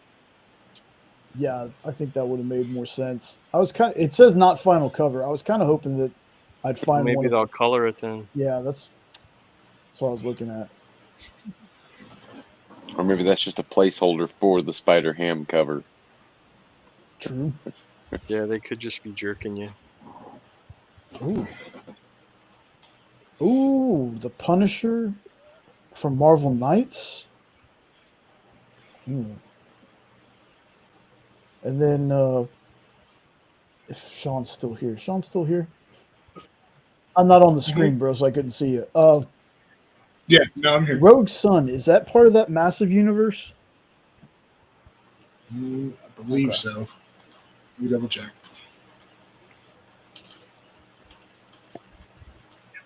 Yep, It is. Batman. I have not read any of that series at all. Batman, Gotham by Gaslight, A League for Justice. That's definitely a Lorena book. Laura Kinney Sabretooth. Long Shots. Man, I think Triple B is going to have a good time in the month of October. What's Long Shot supposed to be? So, I don't know if it's going to have the character of Long Shot in it.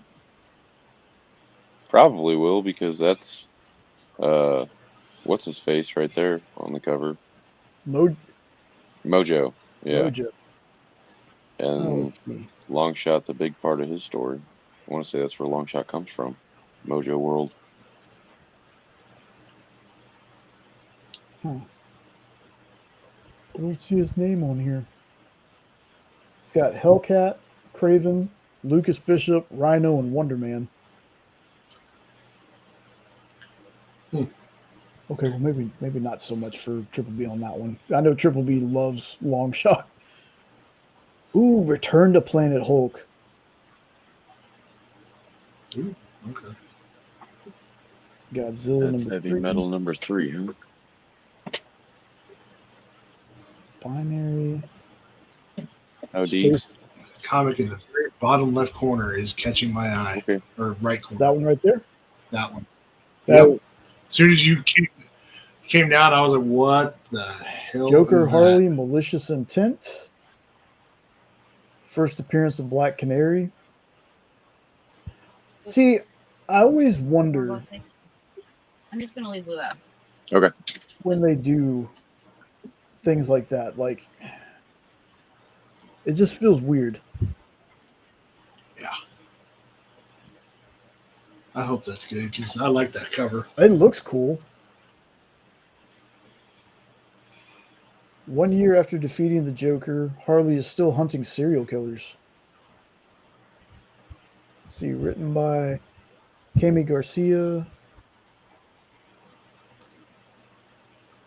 Not too familiar with the writer, but the cover does look awesome. Let's see. Martin Simmons did the cover. Huh. Oh, it's a DC Black Label book too, so it'll be won't be your typical DC book. Event Horizon. I want to check out the first one. And then note said there's the Heavy Metal number 3.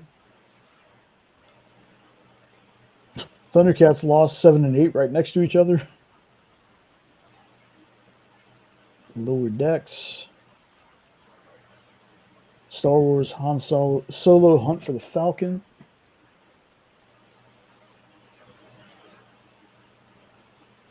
Here There Be Aliens.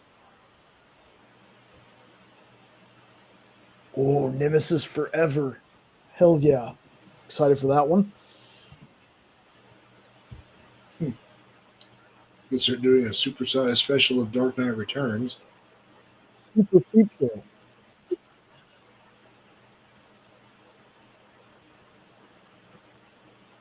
Oh, Super Creep Show special. your mic sounds muffled by the Yeah, way, it does at a certain point.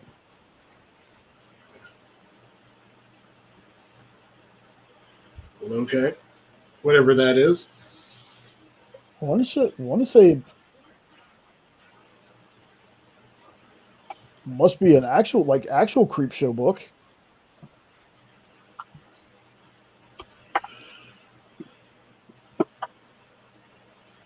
Excuse me. I know we're going to be wrapping up soon here. I just wanted to go over some books, just see if there's anything in the coming months I might want to do a show on. Future is The Guy in the Chair. What is that with Ronald McDonald looking crazy? Essentia. Julius Caesar was blind to the truth. Betrayal thrived everywhere, but he did not see it. Neither did the elites and their high towers in Essentia. That's very vague. It is super vague. Yeah. And it's on issue 29. Looks Okay. like that kind of looks like the big boy stabbing. Eh. Huh. Yeah, it started out as a Kickstarter too. Or it is a Kickstarter, but I don't know. VR Troopers. Oh, it's a VR Troopers Power Ranger flip book. Dynamite Blood Red. Deluge from Ignition. That's going to be a new company. I got fucking merch galore for this series. Holy cow. Lady Satanus. Satanus? I don't know how to say that. Ooh, Deadpool the Circle Chase. Oh my goodness.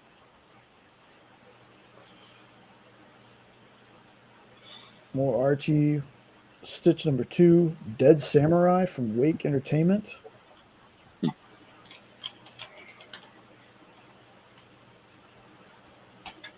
Archie J and Silent Bob. And then here we go. We're getting into the cover missing. So, it's a couple of things. Apparently, Essentia is written by System of a Down's drummer. Oh, wow. Okay. It's a sci-fi mystery comic series that explores the stark divide between a futuristic utopia and a destitute slum it's built upon.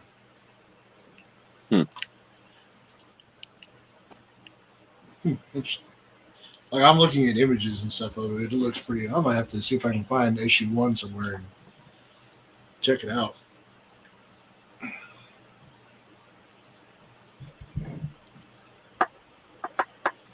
One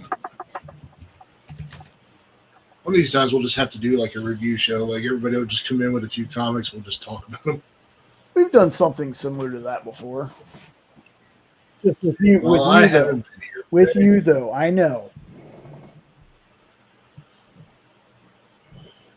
I miss all the fun You do. shit. That's probably why I haven't tried to do a whole lot of show Fucking work. overviews without you. You do what you got to do. I know. But eventually I do want to get to a point where we do, like I said, we do like The Boys, Invincible, hell, even Cobra Kai, or maybe just like some superhero movies or something. Kind of like tonight.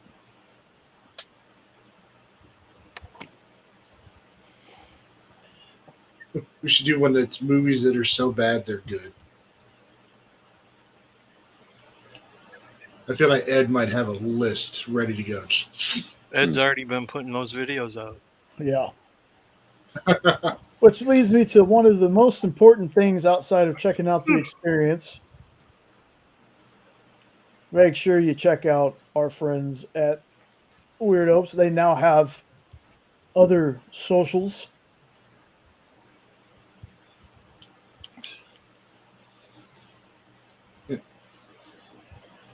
Yeah, we're on Instagram and Facebook now, so.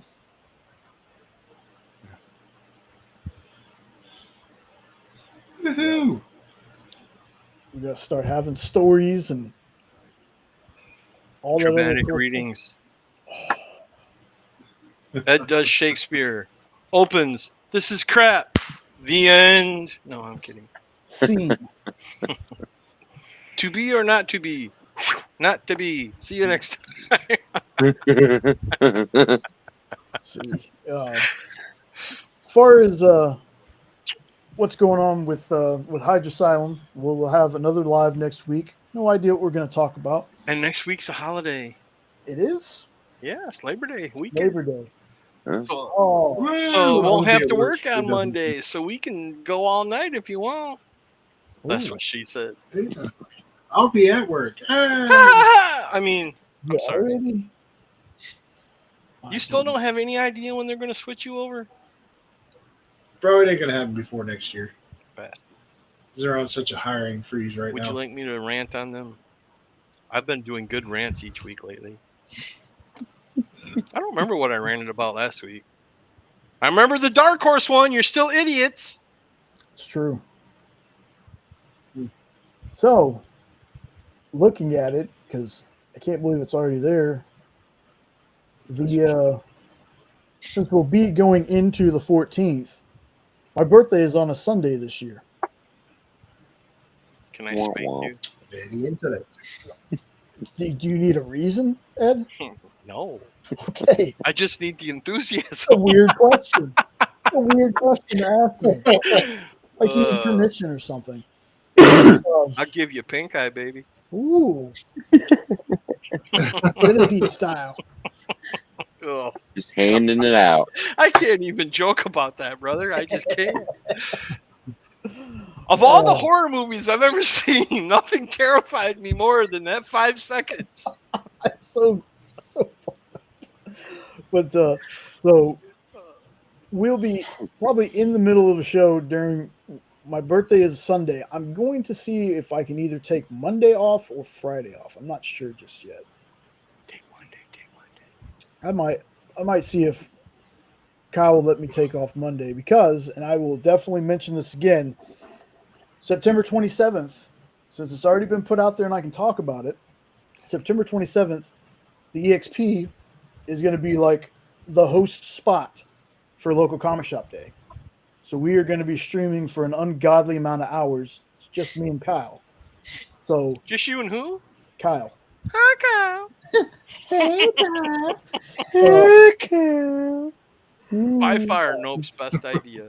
So there will not be a Hydra hangout unless Sean is off on the 27th and wants to do one, because I will be working that night, and I don't know when we're going to end. I think we're starting at like 6 o'clock that morning, and kind of like Batman Day, we went to midnight, little after midnight. So could be going, but we're going to be the place to stream local comic shop day. There's going to be different comic shop owners, different types of shows on. We're trying to get like this Legends thing put together with like Nancy and some other folks. So gonna be a fun time. And again, I'll mention again when we get closer to the date, but it'll be Saturday, September 27th. So Is that on a Saturday? yeah, Saturday, September 27th. That's on a Saturday. The day that's September? after Friday but before Sunday. Oh, But it's a Saturday. close to the 28th, Cool. right? Yeah, close to the 28th. But if you go to the 2nd, that's too far. Oh, okay. So you got to back up to Saturday the 27th. That's after Friday, though, right? After Friday the 26th. Yes, Saturday. All right. Not to be confused with Friday the 12th. Oh, got it. I think I understand. okay. Or Saturday the 20th. No, are you talking 2025? Yeah, this year. Okay. This year. Yeah, so technically, yeah, I am off that day, but I'm not going to stream at the same time y'all are doing something that Okay. big. Yeah, just out of fairness to the EXP and what they're trying, because that's a big thing. That's what she said. So That's fair. It is. So yeah, and I am off the week before. oh, awesome. We'll have to put something together. That's the 13th, right? Oh, the 20th. Okay. Not to be confused with the 27th, which we won't have a show. Actually, now I'm curious. Now I got to remember It's Saturday. because I don't know if I'm off on your birthday. So let me recap. You're going Which to is have on a a show Sunday. on the 27th, but you're not on the 13th because you're off on the 20th, right? Nowhere close. Nowhere close. Good hustle though. Good You're hustle. welcome. There was an attempt. I did that without a script. Oh, of course, I'm off the day after Jay's birthday. Well, I might, like I said, I might Which is see on it. a Sunday. and I'll be off in that September. Monday and that Tuesday. Of 2025. That's right. September 14th, I will be 43 years old. Really, we Yeah, should just kid. have you be off Tuesday. I'm the second For oldest certain. on the stream.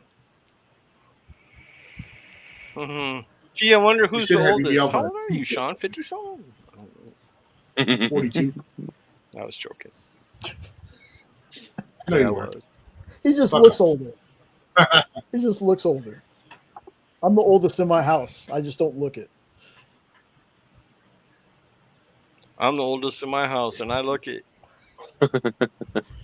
I'm 40. I'm 42, going on like 60. Oh, if I'm- we're talking about goings on, I'm 50, going on 12. please. Barely a teenager older than me. I'm not a teenager older than you. I said barely. I'm not. I'm Maybe not like that 10. old. Damn it. I will be soon, but right now it's like more. Yeah, you're catching up with me. See? It'll only be 10 soon. Hey, I'll pass you up someday. Yes, yeah, you will, because I'll be dead and you'll be carrying on, my brother. Anyway, outside of the lives, I made a little bit of a screw up. I released recently a Image Comics You Should Read Part 2. Now, I had put this thing together months ago and forgot about it. So I started a new one, not realizing that, hey, one of my books is already done on this. So I have Part 2 that's up.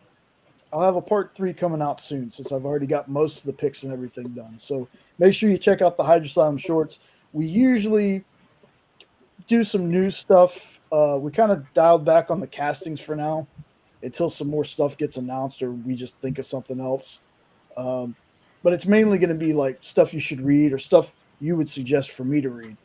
Which brings me to, I took the video off, so never mind. I had a video called The List. So before we sign off, pretend my The List video has played. Is there anything book-wise, comic book-wise, TV show-wise you would suggest to anybody out there right now watching on the rewind or watching right now? And we'll start. No, Jay, this way. We'll start with that. Yeah, nothing like putting a guy on the spot there, Jay. If you haven't read Godzilla versus Spider-Man or Predator versus Spider-Man, I'll give you those. If you haven't read Harrower, if you haven't read Cul-de-sac, not the new one, the what's the name? Where Monsters Lie. Yeah, Where Monsters Monsters Lie, Lie. Cul-de-sac, that's relatively new. Before that, there's just a Where Monsters Lie. Read them all. They're all great. Sean? Or nope. There we go. Rook Exodus is coming back out in October. Otherwise, I would say check out the Ghost Machine series. There should be something for everybody, whether you like horror or sci-fi, futuristic dystopian books, whatever. There's something there for almost everyone in that whole series. So, and if you get in one spot, you might be interested in the rest of it. So, check it out. And before we get to Sean, real quick, since you mentioned Rook Exodus, something else I'd like to mention that I'll be mentioning again when it happens. Friday, September 5th, 1 Eastern, 12 Central on the FOC show. Matthias and them are going to have Jason Fabak. Is that how you say the artist's name? They're going to have him as their guest. That's the artist for Rook Exodus. And if you've ever heard me talk about Rook Exodus, that is a book that they could do a silent issue, and I'd buy like 5 copies. The art in that book is some of the best, next to the Libramejo Vicious Circle art. Some of the best art I've ever seen in a comic. So, Sean, TV show-wise, comic-wise, book-wise, anything you want, man. Anything you can suggest to folks? Comic-wise, always go to badbugmedia.com. Check out literally anything in their catalog. It's awesome. The volume 2 of Beneath the Trees Where Nobody Tees. Yeah. That's out, I believe, at least the first issue of it. That's 100% worth reading. If you haven't read the first arc, go read that first. Super easy. It's one of the coolest concepts ever. The Batman Deadpool crossover, I'm excited for. I need to find out if Marvel is doing their own. Because there's a Superman crossover I thought Marvel was doing. Like the Batman Deadpool is supposed to be a DC book, and then I think Marvel's getting a Superman something. Maybe. I have to look. I have to check it out. Go ahead. Not sure. Trying to think of what else I've read recently, which really isn't much of anything. TV show wise, Superman and Lois, if you haven't seen that. Pretty much anything in the Arrowverse, really, that gets a love. It's all on Netflix.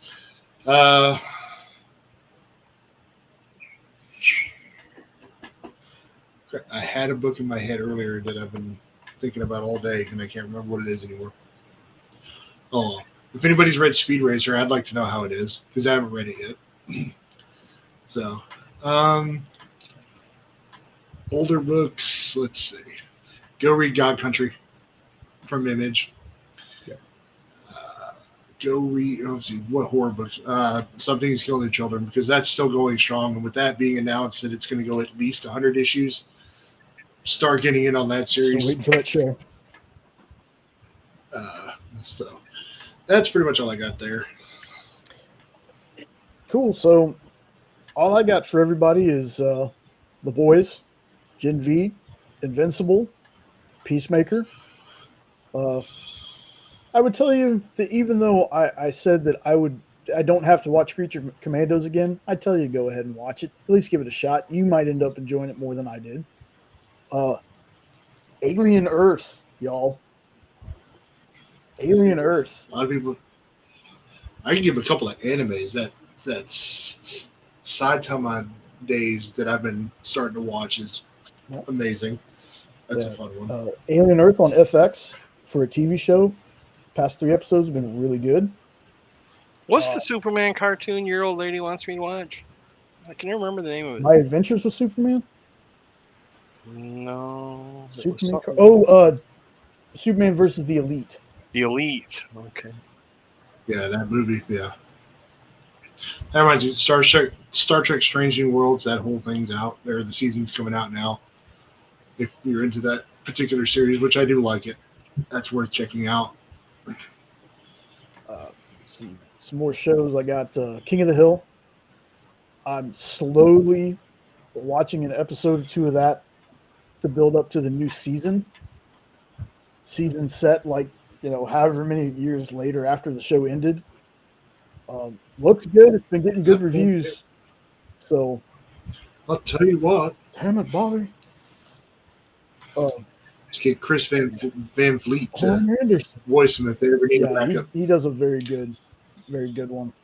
As far as comics go, The Boys Invincible. If you can get your hands on the Amalgam stuff is really creative, awesome mashups of characters. Dark Claw being one of my favorite ones, which is a Wolverine Batman. I feel like he's the most popular one. He's very, very good. Any Marvel Max stuff. I started reading. What was it? The Power Fantasy. Started reading that because I hear great things about it. Not catching me just yet, but I'm gonna give it a shot. Also, it was brought up earlier in our chat. Blackest Night is worth the read. Night. You don't have to read all the side stuff. The side stuff is fun. If you just read Blackest Night is really good. Anything from Bad Bug, anything from Comics Tribe, really. My favorite being The Standard. They got a book called Scam that's basically what if you had superpowers in Vegas, like X-Men meets Ocean's 11. Really good. Superman Unchained, which happens to be one of my favorite Superman stories. Crimson Cage, if you like if you like wrestling books, because there's one called Do a Powerbomb that I need to start. That was a good one. But Crimson Cage, I believe done by John Lees, is basically Macbeth, but with a wrestling story that's really, really good. That's from AWA Upshot. And let's see. Read Chariot from AWA. Chariot. Check out all the Kickstarter links in the chat in the chat. They will be in the chat, but in the description of the video, check out all those Kickstarters. There's pre-launches. There's stuff that's ending pretty soon. Got till the 31st to back Where Monsters Lie Dead End, which is the third and quite possibly final part of it. If you find yourself enjoying Peacemaker, again, Kyle Starks, Peacemaker Tries Hard. Definitely check that one out. That's going to be it, folks. I'm going to drop everybody out. As always, good time. One more time for the folks out there. I love Fantastic Four. So, yep, yeah, amazing movie. Hail Hydra. Hail Hydra. All right, guys. Hail. I'll see y'all in just a minute. See ya. Everybody, as always, thanks for dropping by. Let us know your comments after the show. What you thought about Fantastic Four. Is there anything you'd like us to watch or talk about? In fact, is there anything you would suggest for us to watch or read or anything like that? Always open to suggestions. Just as always, man, just thank you all for sticking around, watching the insanity that is this Hangout. Hopefully it's a fun time. Don't forget, sub up to good people, support other folks. There's plenty of us in this space. There's enough fans to go around. I'm getting tired, so I'm kind of rambly. But don't forget, like, share, comment, subscribe, all that fun stuff. And I hope you have an awesome rest of your weekend. Hope to see you next week during my time on the experience if you come check us out. And hopefully we will see you next week for another Hydra Hangout. Everyone take care. Stay awesome. Later.